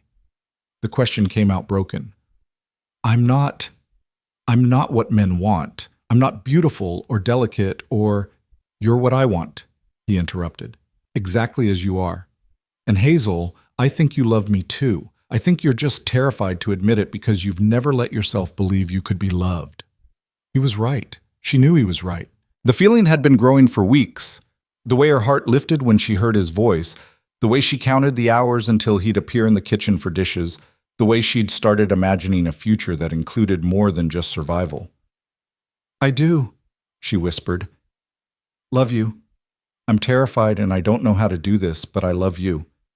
Rowan smiled, a real smile, full and bright and beautiful. Then he leaned across the space between them and kissed her. It was gentle, questioning, giving her every opportunity to pull away. But Hazel didn't pull away. She leaned into it, into him, into the impossible reality that someone wanted her, loved her, chose her. When they finally broke apart, Rowan rested his forehead against hers. "Come home with me. Not to your cabin. To the main house. To my bed, if you want it. Or just to talk more. Or to sit in the same room and exist together. I don't care. I just want you close." What will the men think? That their boss finally got smart enough to recognize a good thing. He pulled back to look at her. "And Hazel, I don't care what anyone thinks anymore. Not the town, not gossips, not anyone. I care what you think, what you want, what makes you happy." What made her happy? When was the last time anyone had asked her that? When was the last time she'd even asked herself? "I want to be with you," she said. "I want to stop being afraid of wanting things. Then we'll figure it out together. Build something real, something that matters."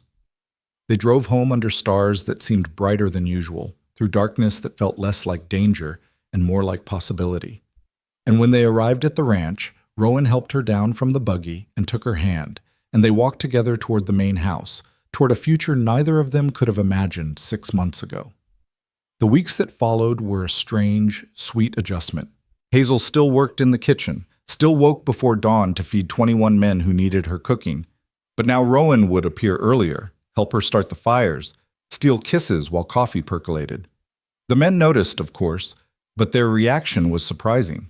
Not judgment or mockery, but genuine happiness. Dutch pulled Rowan aside one morning and said loudly enough for everyone to hear, "About damn time you got smart, boss." But happiness, Hazel had learned, was never uncomplicated. And trouble arrived on a Thursday in late May, riding in on disaster's coattails. It started with Thompson collapsing in the yard, fever burning through him like wildfire. Then Quinn went down, then Samuel, then 3 more men in rapid succession. Within 2 days, half the ranch hands were bedridden with something that turned their skin gray and their breathing ragged. "It's the same sickness that hit the Patterson ranch," the doctor from town said, his face grim. He was old, tired, and clearly overwhelmed. "Some kind of fever, spreads fast, hits hard. You need to isolate the sick ones, keep them hydrated, try to get the fever down. Beyond that," he shrugged helplessly, "I've got 4 other ranches with the same problem. Can't stay. Do what you can." Then he left, and Hazel stared at 10 men who were depending on her for more than just food. Rowan found her standing in the doorway of the bunkhouse where they'd moved the sick men. "What do you need?" His question was simple, direct. "Herbs. Willow bark for the fever, if you can find it. Honey. More blankets. Time I don't have." She looked at him. "I can't feed everyone and nurse 10 men back to health. It's not possible." "Then I'll feed them. You focus on keeping these men alive." "You can't cook." "I can open cans and boil water. It won't be good, but it'll keep them from starving." He touched her face gently. "Save them, Hazel. I'll handle everything else." She wanted to argue, wanted to insist she could do both, but she knew her limits. "All right, but if anyone complains about the food, they can cook it themselves," he finished. "Now go. Show them what you're made of." Hazel worked for 4 days straight with almost no sleep. She boiled herbs into tea that smelled terrible but brought fevers down. She made broth and coaxed it into men too weak to feed themselves. She changed sweat-soaked sheets and bathed burning foreheads and talked constantly, to keep the sick men tethered to consciousness, to keep herself from collapsing, to remind them all that survival was possible if they just held on. On the 3rd night, Dutch's fever broke. On the 4th morning, Quinn opened his eyes and asked for real food. By the end of the week, all 10 men were weak but recovering, and not a single one had died. Hazel walked out of the bunkhouse on the 8th day to find the sun rising over the ranch, golden and promising. Her dress was soaked with sweat. Her hands shook with exhaustion. Her eyes burned from lack of sleep. But they were alive. All of them. She'd kept them alive. Rowan was waiting in the yard. He looked almost as exhausted as she felt. He'd been running the ranch with half a crew while learning to cook meals that wouldn't poison anyone. When he saw her, relief flooded his face. "They're going to make it," she said. "All of them." He crossed the space between them in 3 strides and pulled her into his arms. "You saved them, all of them. Do you understand what you did?" "I just did what needed doing." "No." His voice was fierce. "You did something impossible. You worked yourself to collapse to keep 10 men alive. He pulled back to look at her, and his eyes were bright with something that might have been tears. "You're the strongest person I've ever met." Hazel sagged against him, too tired to stand on her own anymore. "I need to sleep for a week." "Then sleep. I'll carry you if I have to." He did, actually. Carried her to the main house, to his bed, and she was asleep before he even got her boots off. She slept for 16 hours straight, dreamless and deep, and woke to find Rowan sitting in a chair beside the bed, reading by lamplight. "You stayed," she said, her voice rough from sleep. "Where else would I be?" He set down his book. "How do you feel?" "Like I've been trampled by cattle." She sat up slowly, every muscle protesting. "The men?" "Dutch is already back on light duty. The others are improving. They want to thank you, but I told them you needed rest first." Hazel nodded, then looked around the room, Rowan's room, which she'd never been in before beyond that first night. It was sparse but comfortable. Books lined one wall. A window faced east. The bed was big enough for 2. "Hazel," Rowan said carefully, "when you're ready, we need to talk about something." Her heart sank. Here it was, the reality check. The moment when he'd realized that loving someone and living with them were different things. "All right." He moved to sit on the edge of the bed, taking her hand. "I've been thinking. About us. about what we're doing, and I think we're going about it backward.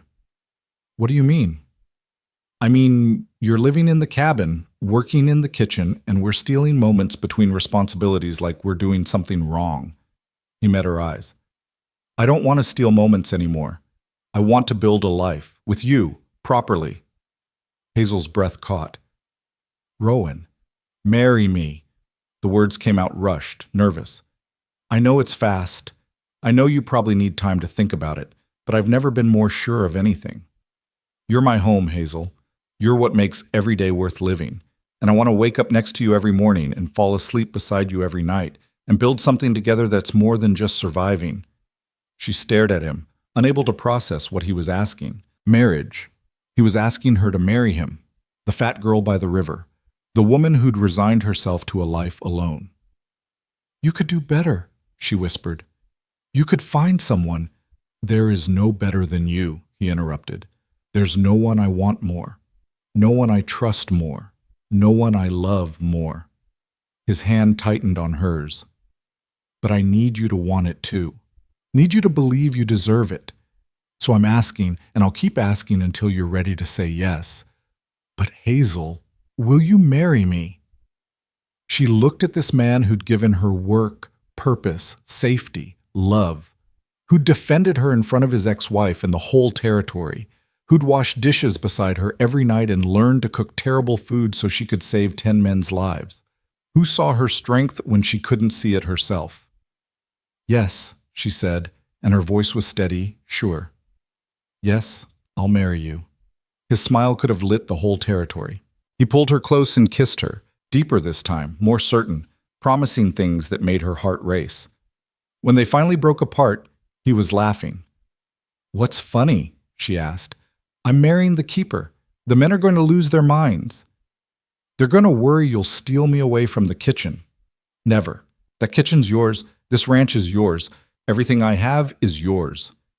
He grew serious. And Hazel, I know this is fast. I know we've got things to figure out, but we'll figure them out together. Build something that matters, something real. Something that feeds more than just bodies, she said softly, remembering his mother's words about hope. Exactly. He kissed her forehead. Now rest. You've earned it. And when you wake up, we'll tell everyone and start planning our future. Hazel lay back down, but this time Rowan lay beside her, fully clothed, just holding her. She fell asleep to the sound of his heartbeat, steady and sure, and dreamed of a future where she was chosen every single day. The news spread through the ranch like spring water finding its course. Inevitable, natural, right. Dutch heard first because he was back on his feet and happened to be in the yard when Rowan and Hazel emerged from the main house together, hands intertwined, faces showing everything they'd stopped trying to hide. The old cowboy took one look at them, broke into a grin that split his weathered face, and hollered loud enough to wake the cattle. The boss finally got smart. We're getting the keeper permanent. Men poured out of the bunkhouse, some still moving slow from illness, but all of them grinning like fools. Quinn let out a whoop that echoed off the mountains. Samuel, who never showed emotion, actually smiled. Thompson pulled out a harmonica from somewhere and started playing a tune that might have been a wedding march if he'd known how to play better. You're all idiots, Rowan said, but he was smiling too, his arm around Hazel's waist like he was afraid she might disappear if he let go. When's the wedding? Porter called out.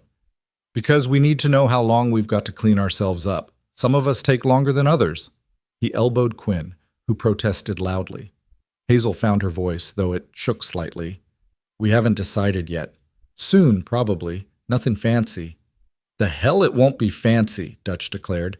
You saved 10 men's lives last week. You've been feeding us like kings for 6 months. You're getting a proper wedding if we have to build a cathedral ourselves. I don't need a cathedral, Hazel protested. I just need— You need to be celebrated, Rowan interrupted quietly. You need to be honored the way you deserve. And these men want to do it, so let them. She looked around at the faces watching her, these rough, hard men who'd become family. They were looking at her with genuine affection, with protective pride, with the fierce loyalty of people who'd been cared for and wanted to care back. Her throat tightened dangerously. All right, she said softly, but nothing too elaborate. I'm not that kind of woman. You're every kind of woman worth having, Dutch said firmly. Now let's plan a wedding that proves it. The next 2 weeks were a blur of activity that both touched and overwhelmed Hazel. The men threw themselves into preparations with the same intensity they applied to ranch work. Dutch and Samuel built an arbor from fresh-cut cottonwood, decorating it with early summer wildflowers they rode miles to collect. Quinn somehow procured white ribbon from 3 different towns, claiming he wanted options. Porter practiced a speech he was apparently planning to give, though no one had asked him to. Thompson cleaned his harmonica and learned 5 new songs. The women of the territory, hearing about the wedding, had mixed reactions. Some were scandalized, Rowan Cade marrying his cook, and such an unfortunate-looking one at that. But others, the ones who'd worked hard themselves, who understood that value came from more than appearance, they sent gifts. Mrs. Morrison arrived with her grandmother's wedding veil, yellowed with age but beautiful. A rancher's wife from 20 miles away brought a cake pan and a recipe she swore would make the best wedding cake in Wyoming. Even some of the younger women, perhaps shamed by Hazel's courage at the dance, sent small tokens, handkerchiefs, ribbons, a jar of lavender water for the wedding day. Hazel worked through it all in a daze of disbelief and wonder. She still cooked, the men still needed feeding, but now Rowan insisted on helping more, claiming he needed practice for when they were properly married and sharing all tasks. His cooking had improved from barely edible to survivable, which he considered a victory. One evening, a week before the wedding, Hazel was alone in the kitchen making bread when Mrs. Morrison arrived unannounced. The elderly woman walked in without knocking, as was her way, and settled herself at the work table with a sigh of relief. "My joints aren't what they used to be," she announced. "Getting old is a terrible business. Don't recommend it." Hazel smiled despite her nerves. "Can I get you something? Coffee? Tea?" "Whiskey, but my doctor says no, so tea will do." Mrs. Morrison watched Hazel work for a moment. "You're making bread for tomorrow's breakfast already." "I like to stay ahead. Keeps me from panicking." "Smart girl." Mrs. Morrison accepted the tea Hazel poured. "Though I suspect you're panicking anyway, just quietly." Hazel's hands stilled in the dough. "Is it that obvious?" "To someone who's been watching, yes." The old woman sipped her tea. "You want to know why I'm really here?" "I assumed to check on wedding preparations." "That's the excuse. The real reason is to tell you something I wish someone had told me before I got married 60 years ago." Mrs. Morrison set down her cup. "Being chosen doesn't mean you're fixed. Getting married doesn't erase all the years of hurt that came before. You're going to have days when you look at Rowan and wonder why he chose you, when you'll hear an old voice in your head saying you're not enough, when fear will try to convince you this can't be real." Hazel's throat tightened. "How did you know?" "Because I felt it too. Different reasons. I was poor, he was from a good family, but the doubt was the same." Mrs. Morrison leaned forward. "Here's what I learned. Love isn't about being perfect enough to deserve it. Love is about being brave enough to accept it anyway. About waking up every day and choosing to believe that maybe, just maybe, you're worth what someone else sees in you. What if I can't? What if I wake up one day and can't believe it anymore?" Then you tell Rowan. You let him remind you. You let these men who'd fight wolves for you remind you. You let the life you've built here remind you. Mrs. Morrison smiled. "And if that doesn't work, you come to me and I'll knock some sense into you with my cane. I'm old enough that people expect me to be mean, so I might as well use it for good." Despite everything, Hazel laughed. "Thank you." "Don't thank me yet. I'm also here to tell you the reception menu you planned is too modest. These people are coming to celebrate you, and you're feeding them like it's just another meal. We're adding roast beef and 3 kinds of pie. And that cornbread and cream sauce you made that first morning because my grandson hasn't shut up about it since January." "Mrs. Morrison, no arguments. Consider it a wedding gift, me telling you that you're allowed to be extravagant about your own celebration." The old woman stood up, joints creaking. "Now I'm going home before my daughter sends out a search party. But Hazel, one more thing." "Yes?" "What you're doing, marrying Rowan, building this life, proving that worth comes from character rather than appearance, it matters. There are girls in this territory who've grown up thinking they're not valuable because they don't look a certain way. You're showing them something different. Don't underestimate the importance of that." She left before Hazel could respond, and Hazel stood alone in her kitchen with dough under her fingernails and tears on her face, understanding for the first time that her story was bigger than just her own survival. The wedding day arrived with perfect weather, warm but not hot, with a breeze that carried the scent of wildflowers and fresh earth. Hazel woke before dawn out of habit, then remembered she wasn't supposed to cook today. The men had insisted on handling all the food, which terrified her on multiple levels, but Rowan had been firm. "One day," he'd said. "One single day where someone else takes care of you." She bathed in water that Quinn had heated and delivered to her cabin, using the lavender water the young women had sent until the small space smelled like a garden. She put on the wedding dress that Mrs. Morrison and 3 other women had helped her make. Simple white cotton, because silk was too expensive and too impractical, but fitted carefully to her body with tiny buttons down the back and lace at the collar that had been someone's grandmother's once upon a time. When she looked in her small mirror, she saw a woman she barely recognized, not because she looked different, but because she looked happy. The fear was still there, it would probably always be there, but underneath it was something stronger: hope, belief, the tentative understanding that maybe she deserved this. A knock on her cabin door made her jump. "It's me," Mrs. Morrison called, "and I've brought help." Hazel opened the door to find not just Mrs. Morrison, but 5 other women, including the rancher's wife who'd brought the cake pan and 2 younger women who'd sent gifts. They crowded into the small cabin, bringing flowers and pins and the veil that had been Mrs. Morrison's grandmother's. "You didn't think we'd let you prepare alone, did you?" Mrs. Morrison asked, already fussing with Hazel's hair. "Weddings require witnesses, assistants, and considerable bossiness. Fortunately, I excel at all 3.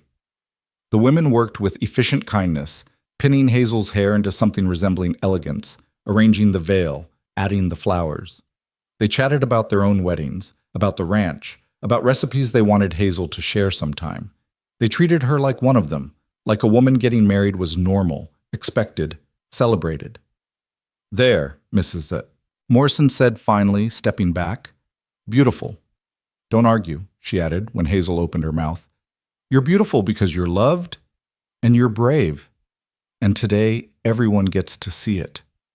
They walked together to the spot Dutch and Samuel had prepared, a clearing near the cottonwood grove where Hazel had once sat with Rowan and watched the mountains.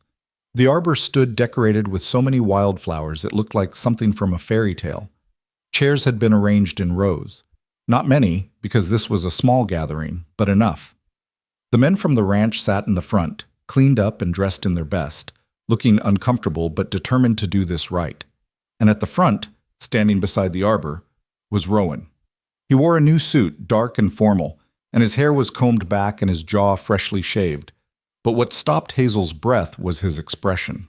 He was looking at her like she was the only person in the world, like she was everything he'd ever wanted, like he couldn't quite believe his luck. Dutch stood up when he saw her, and the other men followed suit. Hazel walked down the makeshift aisle on Mrs. Morrison's arm since her father was gone and the old woman had insisted on giving her away. With each step, she felt the weight of old shame trying to pull her back, trying to convince her this couldn't be real. But then she looked at Rowan, and his face told her everything she needed to know. This was real. He was choosing her, and she was choosing him back. The ceremony was performed by a circuit preacher who'd arrived that morning and would leave that afternoon. He kept it simple, the traditional words about love and commitment and forsaking all others. When he asked if anyone objected, Quinn Stage whispered, "Anyone objects, they answer to us." And the whole gathering laughed, breaking the formality into something warmer. Then it was time for vows. The preacher nodded at Rowan. Rowan took Hazel's hands, and his voice was steady, carrying to everyone present. "Hazel Boone, 6 months ago you knocked on my door looking for work, and I hired you because I needed someone who could cook. I got so much more than that. I got someone who taught 20 rough men that kindness isn't weakness, someone who ran into a blizzard to save a child, someone who worked 4 days straight to keep my men alive, someone who showed me that real love isn't about perfection, it's about showing up every day and doing the work." He paused, his eyes bright. "I'm not good with pretty words, but I promise you this. I'll show up. I'll do the work. I'll choose you every single day for the rest of my life. And I'll wash the dishes, because that's when you're most yourself. When you're taking something that was used and making it clean and ready to be used again." That's what you've done for me. Made me clean. Made me ready to be used for something good. Hazel's vision blurred with tears. The preacher nodded at her, and she took a shaking breath. Rowan Cade, I came here expecting nothing but work. I'd resigned myself to a life alone, to being useful but not loved. You saw through that. You saw worth I couldn't see in myself. You defended me when no one else would. You gave me work and purpose and safety, but more than that, you gave me hope. Her voice cracked. I don't have pretty words either, but I promise you this. I'll feed you. I'll feed this ranch. I'll feed every dream we build together with the same care I put into every meal I've ever made. Because feeding someone is how I show love, and I love you more than I knew it was possible to love anyone. The preacher smiled. By the power vested in me by the territory of Wyoming and the grace of God, I pronounce you husband and wife. Rowan, kiss your bride before she changes her mind. Rowan laughed and pulled Hazel close, kissing her thoroughly while the gathering erupted in cheers and applause, and Thompson's harmonica playing something that might have been celebratory if he'd hit the right notes. When they finally broke apart, Hazel was laughing and crying simultaneously, and Rowan was looking at her like she'd hung the moon. Mrs. Cade, he said, testing the name. That's going to take some getting used to. We've got time. We've got the rest of our lives. The reception that followed was chaotic and perfect. The men had actually managed to prepare food that was edible, roast beef that was only slightly burnt, potatoes that were mostly cooked, biscuits that were hard enough to use as weapons but made up for it in quantity. Mrs. Morrison's friends had contributed pies that were genuine perfection, and Hazel's cornbread and cream sauce, which Dutch had somehow managed to make following her exact instructions, was devoured within minutes. People ate and drank weak punch and danced to Thompson's harmonica and a fiddle someone had brought. Dutch gave a speech that made everyone laugh and then cry when he talked about how Hazel had saved his life during the fever. Quinn presented them with a carved wooden sign that read, Cade Ranch, home of the best damn food in Wyoming. Samuel, true to his quiet nature, simply handed Hazel a small box containing seeds for her kitchen garden, practical and thoughtful. As evening fell and people began to leave, making their way home before full dark, Hazel found herself standing with Rowan at the edge of the celebration, watching their guests depart. Happy? He asked quietly. Terrified. Happy. Both. She leaned against him. Is it always going to feel this big? This overwhelming? Probably not. Eventually it'll just feel normal. We'll wake up married and it'll be ordinary. He smiled. But I hope we never stop appreciating that we found each other, that we were both broken enough to recognize healing when we saw it. They stood in the gathering darkness, and Hazel thought about everything that had led to this moment, all the years of hurt and shame, her father's death, the lonely winters, the desperate attempt to survive, the knock on her door that had changed everything. Rowan? She said quietly. Thank you. For what? For seeing me. For choosing me. For making me believe I was worth choosing. He turned her to face him, his hands gentle on her shoulders. Hazel, I need you to understand something. I didn't make you worth anything. You were always worth everything. I just had the good sense to recognize it. He kissed her forehead. Now come on. Let's go home. Home. The words settled in her chest like warmth, like bread rising, like something that had always been meant to exist but needed the right conditions to grow. They walked back to the main house together, past the kitchen where Hazel had spent 6 months building a life from flour and care, past the cabin with the green door where she'd first allowed herself to hope, toward the bedroom they'd now share as husband and wife. Behind them, the ranch settled into its evening rhythms. Cattle lowed in the distance. Horses shifted in the barn. The last of the wedding guests departed with waves and well wishes, and in the kitchen, waiting for morning, was everything Hazel needed to begin another day of feeding the people who'd become her family. The summer that followed was full in ways Hazel had never experienced. Full of work, certainly. The ranch didn't stop needing her cooking just because she'd gotten married, but also full of small joys she'd never allowed herself before.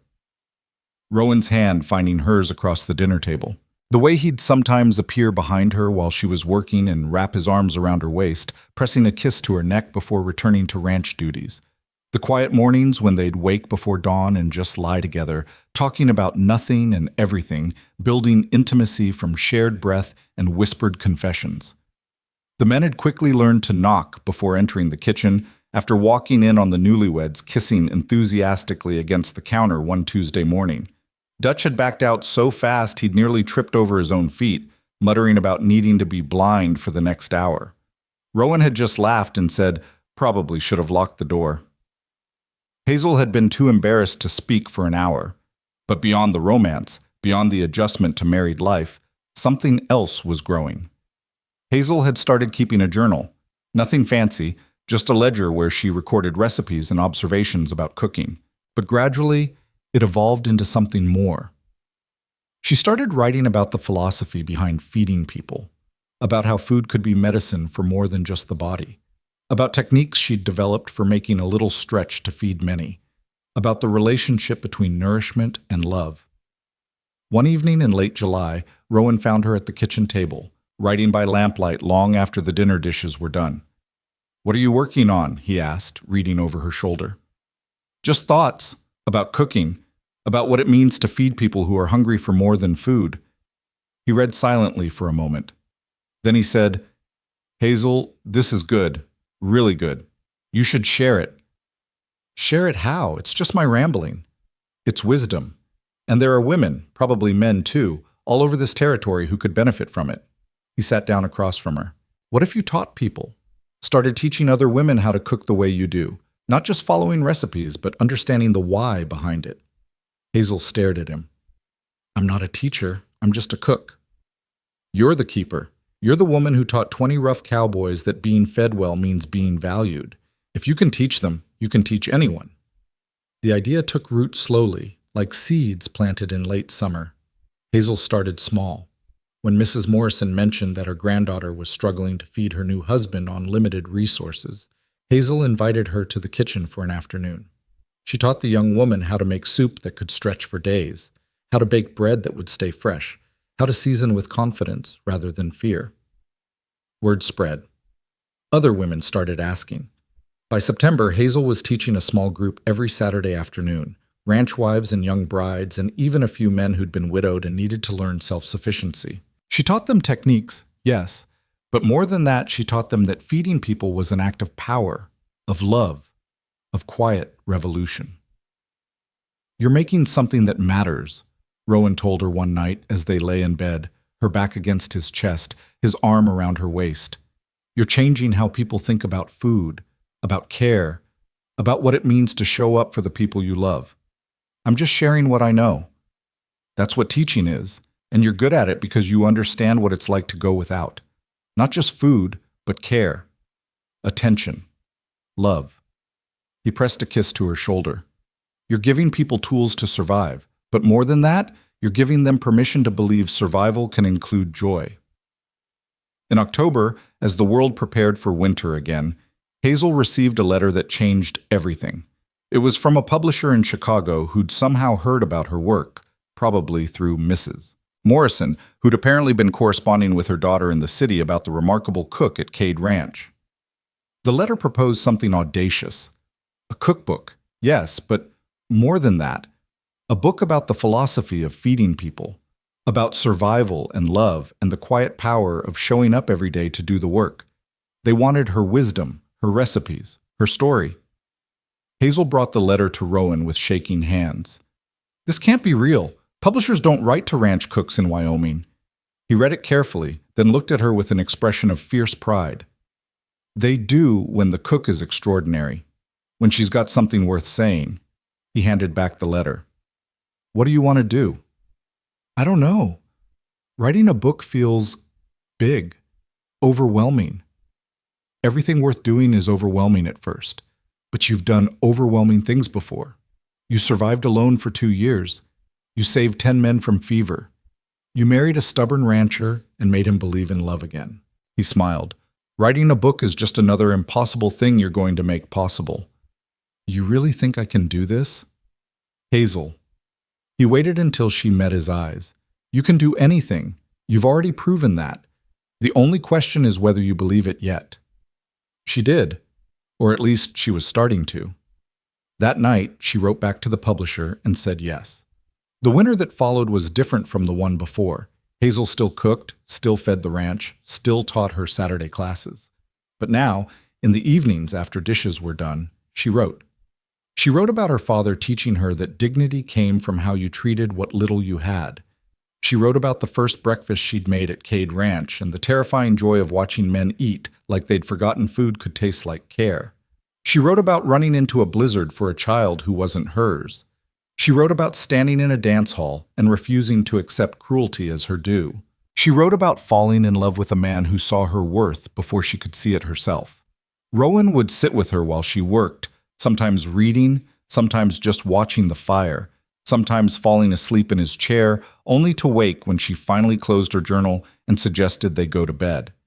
He never complained about the time it took, never suggested her cooking was more important than her writing.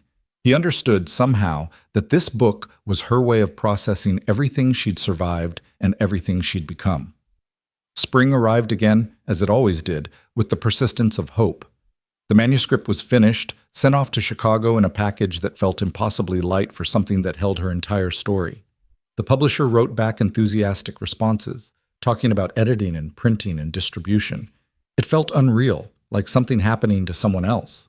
But then, on a Tuesday morning in April, exactly 1 year after Caroline had arrived and been sent away, a package arrived at the ranch.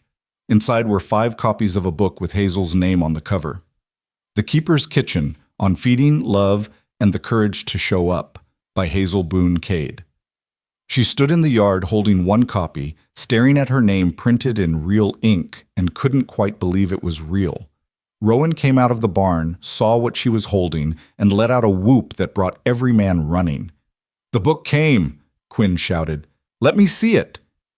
They crowded around, these rough men who'd been fed and healed and taught that they mattered, and they looked at Hazel's book like it was made of gold. Dutch opened it carefully and started reading the dedication aloud. "For the men who taught me that feeding someone is how you show them they're worth keeping alive. For the women who are learning that their care is their power. For everyone who's ever felt too much, too little, too broken to deserve love. You are enough. You have always been enough. May you find someone who feeds your soul the way you've learned to feed others." The yard was quiet. Then Thompson pulled out his harmonica and played something that might have been triumphant, and everyone laughed, breaking the emotion into celebration.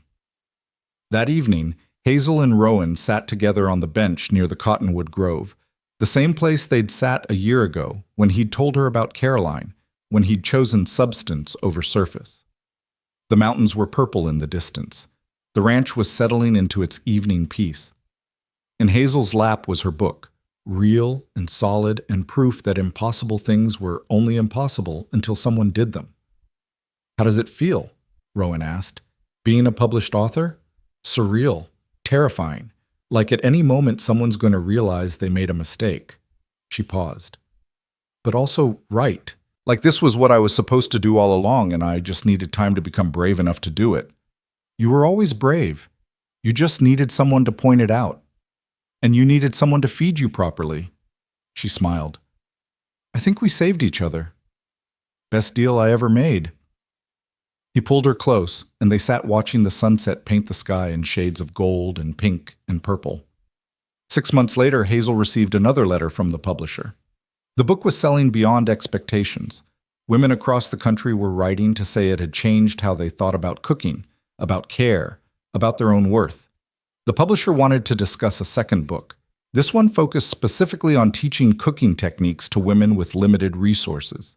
Hazel's Saturday classes had grown too large for the ranch kitchen. The men had built a separate building, half classroom, half kitchen, where she now taught groups of 15 or 20 women at a time. Some traveled for days to attend. They came from ranches and towns, wealthy and poor, young and old. They came because they'd heard about the fat girl who'd become the keeper, who'd married the rancher, who'd written a book that told them their care mattered. And Hazel taught them how to make bread rise and soup stretch and tough meat tender. But more than that, She taught them that showing up every day to feed the people you loved was a quiet form of revolution, that care was power, that being needed was a form of being valued. One Saturday in late autumn, a young woman stayed after class. She was maybe 18, heavy-set, with eyes that held the wariness of someone who'd been hurt for how she looked. She approached Hazel hesitantly.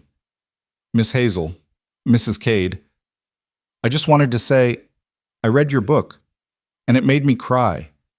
Because I'd never heard anyone say that being big didn't mean being worthless, that you could be loved anyway." Hazel's throat tightened. She remembered being that age, believing she'd never be chosen, never be wanted. "You're not loved anyway," she said gently. "You're loved because of everything you are. Your size is just one part of a whole person, and anyone who can't see past it isn't worth your time." But how do you believe that, when everyone tells you different?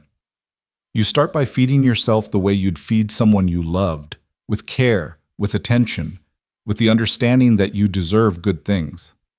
Hazel paused. And then you find people who see your worth, maybe just one person at first. You let them reflect back to you what you can't see yet, and gradually you start to believe it. The young woman nodded, tears on her cheeks. "Thank you for showing me it's possible." After she left, Hazel stood in the empty classroom and thought about Mrs. Morrison saying that her story mattered, that girls needed to see someone like her succeed. She hadn't understood then, not fully, but she understood now. Every woman she taught, every person who read her book, every life touched by the simple message that care was valuable. They were proof that survival could become more than just endurance. It could become legacy. The years that followed were full in the best ways. Hazel wrote her second book, then a third. The ranch thrived, known across the territory not just for quality cattle, but for the food served in its dining hall, so good that people would ride for miles just to eat there. Hazel and Rowan built an addition to the main house specifically so they could host people who came for the weekend cooking courses that had evolved from the Saturday classes. They never had children, whether by choice or circumstance, they never said. But they had something just as valuable. They had a ranch full of men who'd been taught that care mattered. They had students who carried Hazel's lessons back to their own kitchens and families. They had a legacy of books that taught people survival wasn't just about staying alive, but about finding reasons to want to keep living. Dutch grew old on the ranch, eventually retiring to a small cabin they built for him where he could sit on the porch and complain about young people while carving small wooden animals for visiting children. Quinn married a girl from Clearmont and had 4 daughters, all of whom learned to cook from Hazel. Samuel never remarried, but he became the ranch foreman and was known for his fair management and his complete intolerance for anyone who disrespected women. Thompson's daughter came to visit and ended up staying, reconciling with her father and learning to play harmonica well enough that she didn't make ears bleed. Mrs. Morrison lived to be 93, cantankerous and beloved to the end. She told anyone who'd listened that she'd known from the first moment that Hazel Boone would be someone special, conveniently forgetting that she'd needed convincing at the dance. When she died, she left Hazel her grandmother's wedding ring, the one that had been in the family for generations, with a note that said simply, "Pass it on to someone who understands that worth comes from courage." Joseph Standing Bear and his grandson Makwa visited every summer, bringing gifts and stories, and the reminder that kindness across differences mattered more than prejudice. Makwa grew into a young man who became a teacher himself, working to bridge the gap between the Lakota community and the white settlers who'd displaced them. He credited Hazel with showing him that there were white people who'd choose compassion over convenience, who'd risk their lives for strangers. And through it all, Hazel cooked. She fed the ranch hands who came and went, each generation learning from her. She fed the students who attended her classes. She fed Rowan, who never stopped washing dishes beside her in the evenings, who never stopped looking at her like she was the best thing that had ever happened to him. On their 20th anniversary, sitting together on their bench near the cottonwood grove, Rowan said, "Do you ever think about how different your life could have been if I hadn't knocked on your door that day?" Hazel considered this. "Sometimes. But then I think about how that version of me, alone in that cabin, slowly disappearing, she wasn't really living. She was just surviving, and survival's important, but it's not enough." What is enough? This. She gestured at the ranch, at the life they'd built. Being seen, being chosen, having work that matters and people to share it with. Knowing that I fed more than just bodies. I fed souls. I fed hope. She looked at him. Being loved by you, that's enough. That's everything. Rowan pulled her close, and they sat in the gathering darkness. Two people who'd found each other across all the ways they'd been broken and built something whole from the fragments. Years later, when Hazel was old and her hands were too arthritic to knead bread the way she once had, she would sit in her kitchen, the one that had been expanded 3 times to accommodate all the teaching and cooking and living that happened there, and watch younger women work. She'd give advice, share stories, and occasionally fall asleep in her chair by the fire, content in the knowledge that she'd done what she'd set out to do. She'd shown up, she'd done the work. She'd fed everyone who needed feeding, whether they needed food or hope or the simple understanding that they mattered. And on the wall above the massive stove, in a frame that had been there for decades, hung a small embroidered piece of fabric.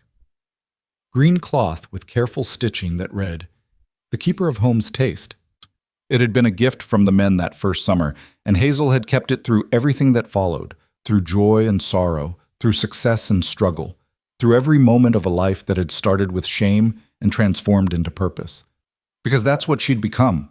Not just a cook, not just a wife, not just an author or teacher. She'd become the keeper of something more important than all of those things. She'd kept alive the knowledge that every person who sat at a table deserved to be fed with care, that every meal was an opportunity to show someone they mattered, that love could be baked into bread and stirred into soup and served with the simple statement, "I see you, I choose you. You are worth keeping alive." And beneath the vast Wyoming sky, in the kitchen that smelled eternally of bread and possibility, Hazel Boone Cade had proven that the fat girl by the river could become a woman who fed the West, not just with food, but with the radical notion that everyone, regardless of size or shape or past wounds, deserved a seat at the table. She'd shown them what real love tasted like. And the world had been hungry enough to feast,